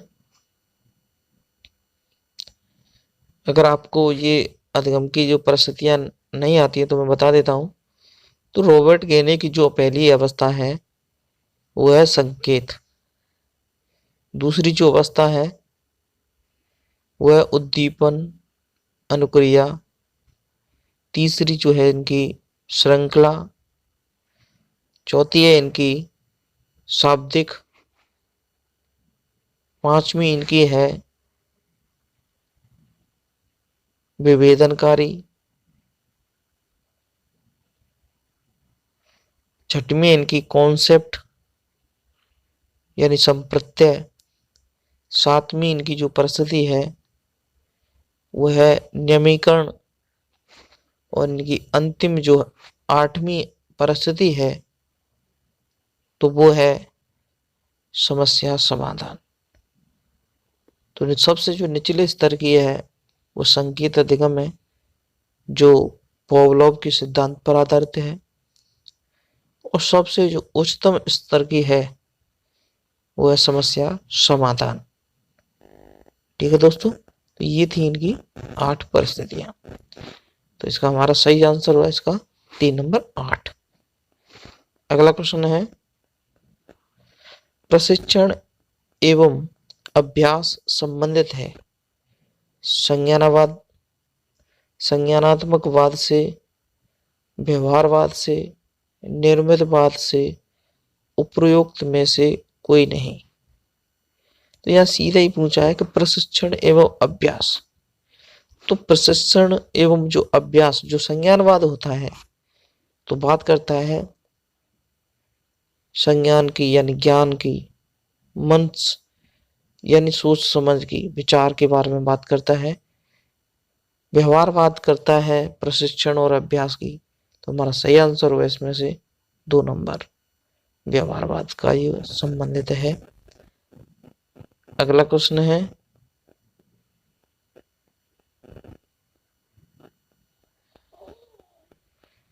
पियाजे के अनुसार संज्ञानात्मक विकास की तीसरी अवस्था होती है। संज्ञानात्मक विकास की तीसरी अवस्था है पियाजे की, तो वो है औपचारिक संक्रियात्मक अवस्था, पूर्व संक्रियात्मक अवस्था, इंद्रिय गतिक अवस्था, मूर्त संक्रियात्मक अवस्था। तो इसका सही आंसर क्या है, कमेंट बॉक्स में जरूर लिखकर बताएं। तो दोस्तों इसका सही आंसर बता देता हूं आपको। तो इनकी जो पहली जो अवस्था है वो है इंद्रिय गतिक अवस्था, इसको कहते हैं गामक अवस्था। क्या कहते हैं, गामक अवस्था। जो इनकी जो दूसरी अवस्था है वो है इनकी पूर्व संक्रियात्मक अवस्था, और इनकी जो तीसरी अवस्था है वो है मूर्त संक्रियात्मक अवस्था, और इनकी चौथी जो अवस्था है वो है औपचारिक संक्रियात्मक अवस्था। तो तीसरी मैंने बताई थी मूर्त संक्रियात्मक अवस्था। तो हमारा सही आंसर कौन सा होगा, 4 नंबर। तो सही आंसर कौन सा है, 4 नंबर। अगला क्वेश्चन है, क्रिया प्रसूत साहचर्य मुख्यतः किस भूमिका पर बल देता है, अधिगम सामग्री पर, शिक्षक, वातावरण, पुनर्बलन। तो सही आंसर क्या है, कमेंट बॉक्स में जरूर लिखकर बताएं मुझे इसका। तो दोस्तों क्रिया प्रसूत अनुबंध सिद्धांत किसका है, पहले तो ये बताइए। तो क्रिया प्रसूत सिद्धांत जो है वो है स्किनर का, और स्किनर के जो सिद्धांत में जो सर्वाधिक जो भूमिका रही थी वो रही थी पुनर्बलन की। जिसे उन्होंने कबूतर पर प्रयोग किया था, बिल्ली पर भी प्रयोग किया था। उन्होंने एक पुंजल बॉक्स में बंद कर रखा था कबूतर को, तो उसमें एक उन्होंने लीवर लगा दिया था। जैसे ही उसको क्या था उसको जो दाना वाना था उसका कबूतर का, उसको छिपा कर रखा था, यानी लीवर दबाने के बाद ही उसमें से भोजन उसको मिलता था। तो उस कबूतर ने वो क्या करता था, उसने जैसे उसको भूख लगी तो उसने क्या की, अनुक्रिया की, किसके प्रति, भूख के प्रति। जब ऐसी उसने अनुक्रिया करी तो अचानक उसका क्या है, पैर से लीवर दब गया। जैसे ही लीवर दबा तो उसमें जो उसका जो कुंजल बॉक्स था उसके अंदर भोजन यानी दाना उसका आ गया। तो उसको फिर क्या मिला, जैसे दाना उसको मिला तो उसको थोड़ी संतुष्टि मिली, उसको और क्या मिला, पुनर्बलम लिया। फिर उसने उछलना कूदना फिर स्टार्ट कर दिया। जैसे उसका लीवर फिर दबा तो उसको आना। तो ये था उसका उन्होंने जो मुख्य भूमिका थी, तो वो थी पुनर्बलन। तो हमारा सही आंसर होगा 4 नंबर। अगला क्वेश्चन है, कुछ समायोजित बालक अधिकांशतः पाए जाते हैं निर्धन परिवारों से, टूटे परिवारों से, एक और दो दोनों, उपयुक्त में से दोनों नहीं, उपयुक्त में से कोई नहीं। तो कैसे क्या है इसका आंसर, कमेंट बॉक्स में जरूर लिखकर बताएं मुझे। तो इसका सही आंसर नंबर 3, निर्धन परिवारों से और टूटे परिवारों से। सही आंसर है नंबर 3।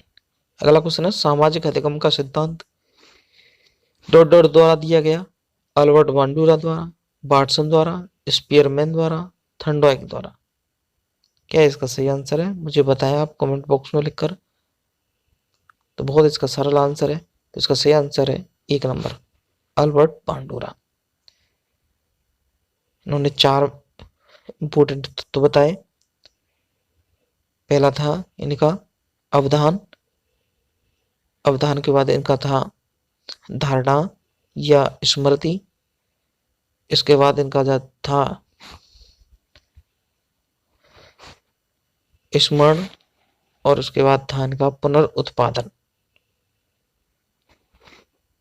अगला क्वेश्चन है, संवेगात्मक बुद्धि में कौन सी योग्यता सम्मिलित नहीं है?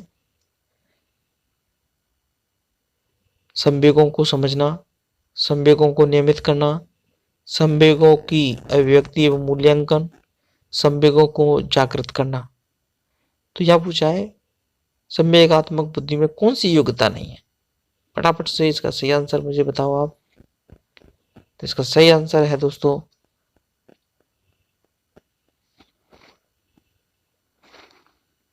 संवेगों को जागृत करना, ये नहीं है। सही आंसर होगा 4 नंबर। अगला क्वेश्चन है, व्यक्तिगत भिन्नता के कारक होते हैं सामाजिक एवं आर्थिक, संवेगात्मक एवं व्यक्तिगत, वंशानुगत एवं वातावरणीय, वंशानुगत। क्या है इसका सही आंसर? कमेंट बॉक्स में जरूर लिखकर बताएं मुझे। तो इसका सही आंसर है 3 नंबर, वंशानुगत एवं वातावरण। दोस्तों एक मैं आज आपको एक इम्पोर्टेंट क्वेश्चन बताने जा रहा हूं और 101% ये रीट में पूछा जाएगा और इसका सही आंसर यानी आपका ये क्वेश्चन बिल्कुल गलत हो ही नहीं सकता। तो दोस्तों जब भी आपसे पूछा जाए कि बालक के विकास में या बालक की बुद्धि में, व्यक्तित्व में या किसी भी में भी पूछा जाए आपसे कि सर्वाधिक प्रभाव किसका रहता है, वंशानुगत का या वातावरण का, तो दोस्तों तो सर्वाधिक जो प्रभाव रहता है वो 99% वातावरण का और 1% रहता है वंशानुगत का। तो हमेशा इसका सही आंसर आएगा। अगर दोनों दिए हुए हैं तो दोनों आएंगे पहले, अगर अलग अलग दिया है तो वातावरण का इम्पोर्टेंट माना जाएगा। तो सही आंसर मैंने बता दिया, इसका 3 नंबर सही आंसर है। अगला क्वेश्चन है, निम्नलिखित में से कौन सा अधिगम की प्रक्रिया का परिणाम नहीं है? ज्ञान, संकल्पना, अभिवृद्धि, अभिवृत्ति, परिपक्वता। तो क्या है इसका सही आंसर? कमेंट बॉक्स में जरूर लिखकर बताएं मुझे। तो इसका सही आंसर है 4 नंबर। अगला क्वेश्चन है, निम्नलिखित में से कौन सा नकारात्मक संवेग है? आनंद, चिंता, आशा, उपलब्धि। तो इसका सही आंसर क्या है? कमेंट बॉक्स में लिखकर जरूर बताएं। तो इसका सही आंसर है दोस्तों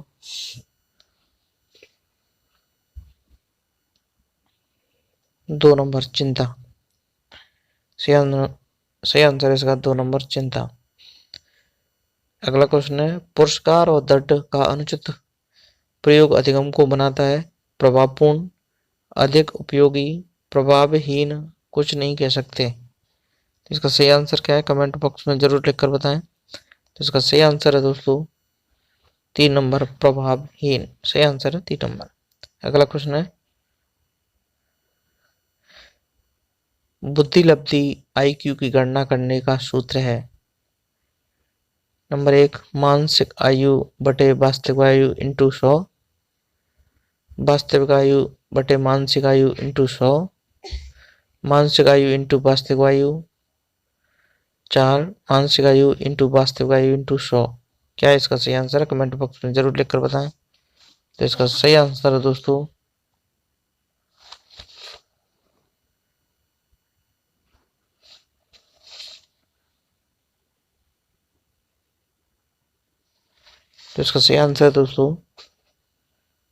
1 नंबर। सही आंसर है 1 नंबर।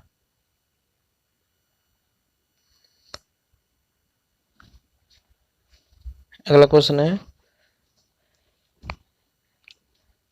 निम्नलिखित में से कौन सी तनाव कम करने की और अंतर्द्वंद का समाधान करने की प्रत्यक्ष विधि नहीं है? रुकावट दूर करना, रास्ता, दूसरा रास्ता निकालना, उदात्तीकरण, दूसरे लक्ष्य का प्रतिस्थापन। तो इसका सही आंसर क्या है कमेंट बॉक्स में जरूर लिखकर बताएं। तो इसका सही आंसर है दोस्तों 4 नंबर, दूसरे लक्ष्य का प्रतिस्थापन। सही आंसर है 4 नंबर। अगला क्वेश्चन है, एक बालक पहाड़ी सीख कर उसका उपयोग गुणा और भाग में करने लगता है। अधिगम स्थानांतरण के जिस प्रकार का यह उदाहरण है वह मानसिक से शारीरिक, वह शारीरिक से शारीरिक, वह मानसिक से मानसिक, शारीरिक से मानसिक। क्या इसका सही आंसर है कमेंट बॉक्स में जरूर लिखकर बताएं मुझे। तो दोस्तों इसका सही आंसर है 3 नंबर, मानसिक से मानसिक। अगला क्वेश्चन है, निम्नलिखित में से कौन सा बालक अपराध का एक मनोवैज्ञानिक कार्य नहीं है? मानसिक संघर्ष, प्रबल कामना, मंद बुद्धिता, राजनीति। इसका सही का आंसर क्या है कमेंट बॉक्स में जरूर लिखकर बताएं। दोस्तों इसका सही आंसर है 3 नंबर, राजनीति। और आज का हमारा अंतिम क्वेश्चन है, तनावों को कम करने का अप्रत्यक्ष तरीका है। तो नंबर 1 विश्लेषण एवं निर्णय, बाधाओं को दूर करना, उदात्तीकरण, लक्ष्यों का प्रतिस्थापन करना। इसका क्या आंसर है कमेंट बॉक्स में जरूर लिखकर बताएं। दोस्तों इसका सही आंसर है 3 नंबर, उदात्तीकरण। तो दोस्तों वीडियो कैसा लगा कमेंट करके जरूर बताएं मुझे। किशोरावस्था में किशोर के व्यवहार व मनोवृत्ति पर सबसे अधिक प्रभाव पड़ता है? माता पिता का, संगी साथियों का, शिक्षक का, चलचित्रों का। तो क्या है इसका सही आंसर कमेंट बॉक्स में जरूर लिखकर बताएं।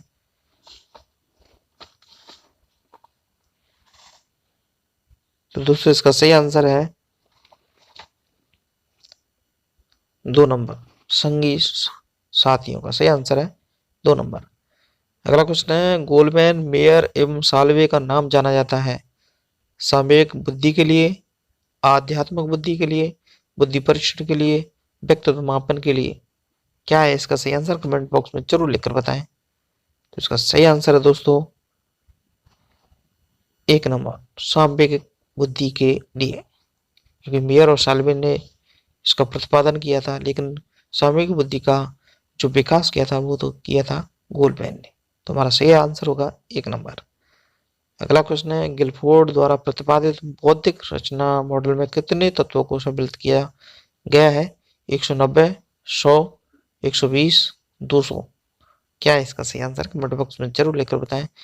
तो दोस्तों इसका सही आंसर है 3 नंबर, 120।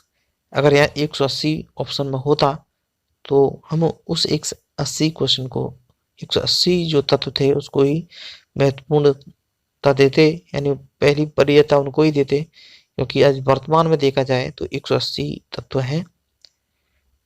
तो इसका सही आंसर है 3 नंबर, 120।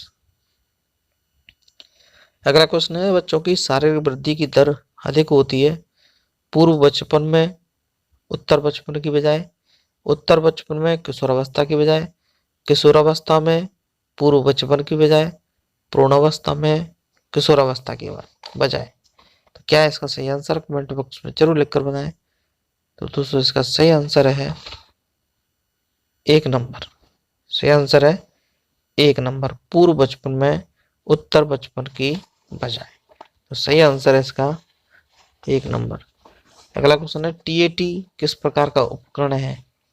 अवलोकनीय, स्वसूचना पेशी, स्थिति पेशी, स्वमूल्य निर्धारण। तो इसका सही आंसर क्या है कमेंट बॉक्स में जरूर लिखकर बताएं। तो दोस्तों इसका सही आंसर है स्थिति पेशी। सही आंसर है 3 नंबर। अगला क्वेश्चन है, एक छात्र बोर्ड परीक्षा के लिए कठिन परिश्रम कर रहा है। उसके पिता ने उसे अच्छे अंक आने पर मोटरसाइकिल देने का वादा किया है। इसका अर्थ है आंतरिक प्रेरणा, बाह्य प्रेरणा, गणितीय प्रेरणा, आंतरिक तथा बाहरी प्रेरणा। क्या है इसका सही आंसर है कमेंट बॉक्स में जरूर लिखकर बताएं। तो देखो, जो उनको मोटरसाइकिल दे रहा है अच्छे अंक पे, तो बाहरी कर रहा है ना, तो इसका सही आंसर होगा 2 नंबर, बाहरी प्रेरणा। अगला क्वेश्चन है, अच्छा अधिगम निर्भर करता है शिक्षक पर, छात्रों की सक्रिय रुचि पर, उपयुक्त शिक्षण विधियों एवं सहायक सामग्री के उपयोग पर, उपयुक्त सभी पर। तो इसका सही आंसर क्या है, आप मुझे कमेंट बॉक्स में जरूर लिखकर बताएं। तो इसका सही आंसर है 4 नंबर, उपयुक्त सभी, शिक्षक पर भी, छात्रों की सक्रिय रुचि पर भी, उपयुक्त शिक्षण विधियों एवं विचार सहायक सामग्री के प्रयोग पर या उपयोग पर। सही आंसर है 4 नंबर। अगला क्वेश्चन है, प्राइड के अनुसार मन की संरचना की सही कोटि है अत्यहम, इदम अहम, इदम अहम, अत्यह अहम, अहम इतहम, इदम, इदम अत्यहम, अहम। क्या इसका सही आंसर है, कमेंट बॉक्स में जरूर लिखकर बताएं। तो बताते हैं दोस्तों, इसका सही आंसर है इदम, अहम और पराहम या अत्यहम। सही आंसर है इसका 2 नंबर। अगला क्वेश्चन है, संज्ञानात्मक विकास पर व्यवस्थित कार्य करने वाला मनोवैज्ञानिक था वुडवर्थ, पेस्टोलॉजी, गाल्टन, जीन पियाजे। तो इसका सही आंसर क्या है, कमेंट बॉक्स में जरूर लिखकर बताएं मुझे। तो दोस्तों इसका सही आंसर है 4 नंबर, जीन पियाजे। सही आंसर है इसका 4 नंबर। अगला क्वेश्चन है, एक बच्चे को लाल गुलाब का कांटा चुभ गया जिससे उसे काफी चोट पहुंची। आगे चलकर वह लाल पोशाक या लाल किसी भी चीज को देखकर डरने लगा या लगी। यह उदाहरण है उद्दीपक, सामान्यीकरण, अनुक्रिया, सामान्यीकरण, उद्दीपक एवं अनुक्रिया दोनों सामान्यीकरण, न तो उद्दीपक सामान्यीकरण न तो अनुक्रिया सामान्यीकरण। तो इसका सही आंसर क्या है, कमेंट बॉक्स में जरूर लिखकर बताएं मुझे दोस्तों। तो दोस्तों इसका सही आंसर है उद्दीपक सामान्यीकरण। क्योंकि एक गुलाब का कांटा चुभा तो उसको प्रत्येक लाल गुलाब जो दिखाई दे रहा है, यानी लाल चीज उसको दिखाई दे रही है, तो सबसे सामान्यीकरण कर रहा है ना, सबको समान समझ रहा है। तो इसके सही आंसर होगा नंबर 1, उद्दीपक सामान्यीकरण। अगला क्वेश्चन है, जॉर्ज स्टेनले हॉल ने किशोरावस्था को कैसी अवस्था कहा? सुखद, संवेगात्मक, कल्पनात्मक, तूफानी एवं तनावपूर्ण। क्या इसका सही आंसर है, कमेंट बॉक्स में जरूर लिखकर बताएं। तो दोस्तों इसका सही आंसर है 4 नंबर, तूफानी एवं तनावपूर्ण। सही आंसर है 4 नंबर। अगला क्वेश्चन है, किसी कार्य को करने की विशिष्ट क्षमता को कहते हैं, किसी कार्य को करने की विशिष्ट क्षमता को क्या कहते हैं? अभिवृत्ति, अभियोग्यता, अभिरुचि, अभिधारणा। तो क्या इसका सही आंसर है, कमेंट बॉक्स में जरूर लिखकर बताएं मुझे दोस्तों। तो इसका सही आंसर है दोस्तों 2 नंबर, अभियोग्यता। क्या कहते हैं दोस्तों, इसका सही आंसर है अभियोग्यता। अगला क्वेश्चन है, समायोजन के संदर्भ में कौन सा कथन सही नहीं है? सही नहीं है, यह समस्या समाधान करता है, यह संतुलन प्रदान करता है, यह निरंतर चलने वाली प्रक्रिया नहीं है। समायोजन की अनुपस्थिति में व्यक्ति तनाव, संघर्ष और चिंता से घिरा रहता है। तो इसका सही आंसर क्या है, कमेंट बॉक्स में जरूर लिखकर बताएं मुझे दोस्तों। तो दोस्तों इसका सही आंसर है 3 नंबर, यह निरंतर चलने वाली प्रक्रिया है।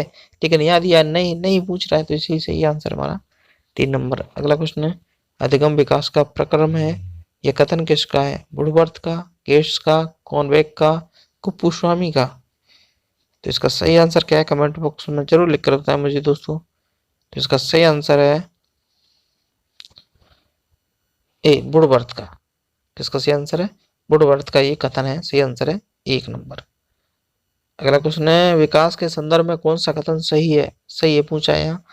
यह प्रौढ़ होने पर रुक जाता है, यह वृद्धि का एक हिस्सा है, यह लगातार चलने वाली प्रक्रिया है, इसे सामान्यतः कद, काठी एवं वजन के संदर्भ में लिया जाता है। तो इसका सही आंसर क्या है, कमेंट बॉक्स में जरूर लिखकर बताएं मुझे दोस्तों। तो इसका सही आंसर है दोस्तों नंबर 3, यह लगातार चलने वाली प्रक्रिया है। सही आंसर है 3 नंबर। अगला क्वेश्चन है, जब एक विद्यार्थी स्वयं की असफलता का दोष असहयोगी कारकों को देता है जिससे उसके अवांछित व्यवहार से ध्यान हट जाए, तो वह कहलाता है उदात्तीकरण, दमन, तादात्म्यीकरण, प्रक्षेपण। तो इसका सही आंसर क्या है, कमेंट बॉक्स में जरूर लिखकर बताएं मुझे दोस्तों।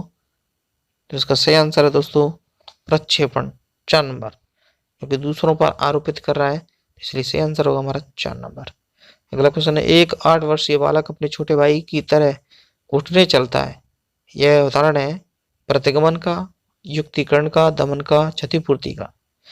तो दोस्तों पिछली यादों में लौट जाना, तो उसका सही आंसर है प्रतिगमन। सही आंसर होगा 1 नंबर। पिछली यादों में लौट जाना या उसकी तरह क्रिया करना, तो ये जो क्रिया होती है इस तरह का जो होता है, तो उदाहरण है ये प्रतिगमन का। सही आंसर है 1 नंबर। अगला क्वेश्चन है थॉर्नडाइक के सीखने के नियम के अनुसार गौण नियमों में से निम्न से कौन सा सम्मिलित नहीं है? बहुवचन क्रिया नियम, प्रभाव का नियम, मानसिक स्थिति का नियम, आंशिक क्रिया का नियम। क्या है इसका सही आंसर? कमेंट बॉक्स में जरूर लिखकर बताएं। तो दोस्तों इसका सही आंसर है 2 नंबर, प्रभाव का नियम। ये उसका मुख्य नियम है। अगला क्वेश्चन है यदि सूत्र L बराबर F bracket E F into P F कोष्टक बंद में L अधिगम को इंगित करता है, तो ई एफ व पी एफ किसको इंगित करते हैं? वातावरणीय कारक व अविभावकीय कारक, सांवेगिक कारक व व्यक्तिगत कारक, वातावरणीय कारक व व्यक्तिगत कारक, सांवेगिक कारक व अविभावकीय कारक। इसका सही आंसर क्या है? कमेंट बॉक्स में जरूर लिखकर बताएं। तो दोस्तों इसका सही आंसर है नंबर 3, वातावरणीय कारक और व्यक्तिगत कारक। मैंने वो बता दिया था ना सूत्र, उसके अनुसार ये सही आंसर होगा 3 नंबर। और आज का हमारा अंतिम क्वेश्चन है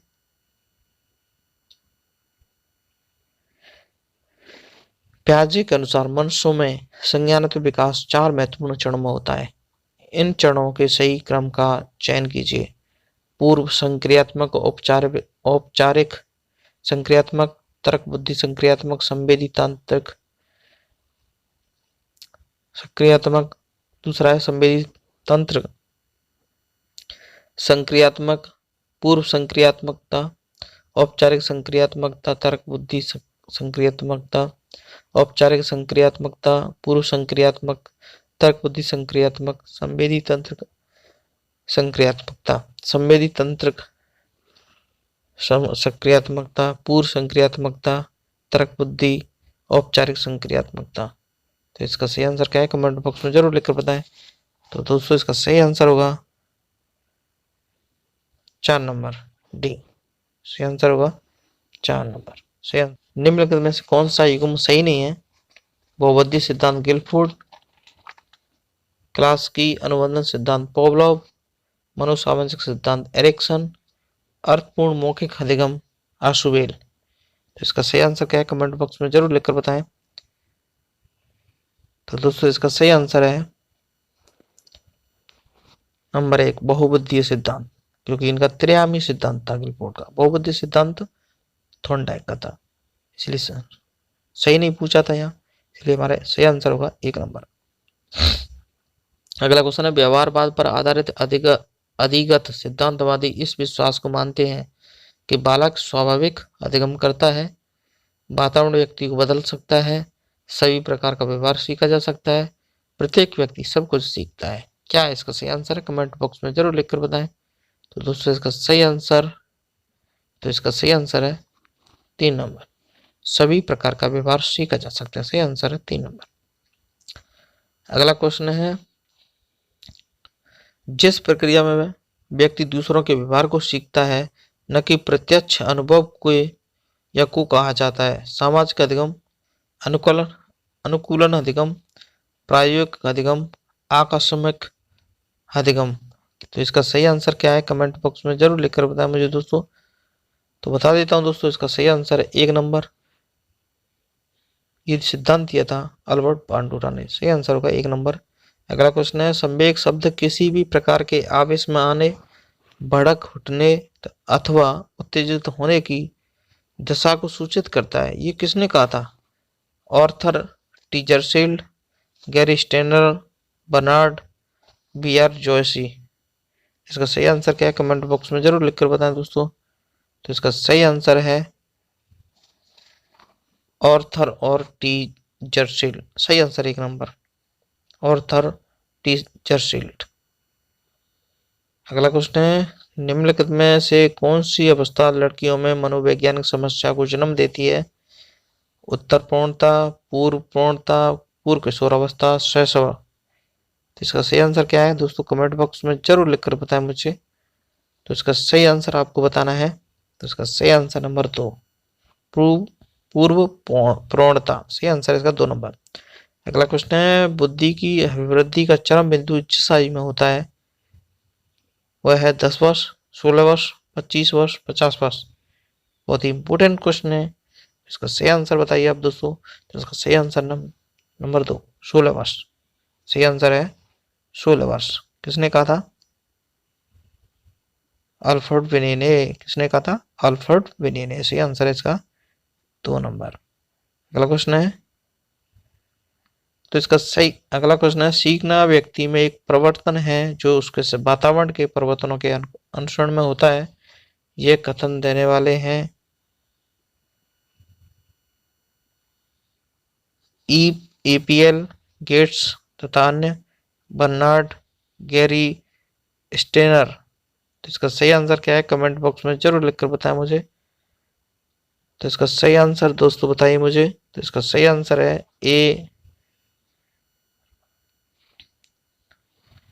सही आंसर है एपील। अगला क्वेश्चन है, बुद्धि का द्विकारक सिद्धांत दिया था टर्मन ने, स्पीयरमैन ने, गिलफोर्ड ने, बिने ने। बहुत ही सरल आंसर है इसका। इसका सही आंसर होगा नंबर 2, स्पीयरमैन। सही आंसर है इसका नंबर 2। अगला क्वेश्चन है, किशोर किशोरियों के संदर्भ में सर्वोत्तम समूह चयनित कीजिए।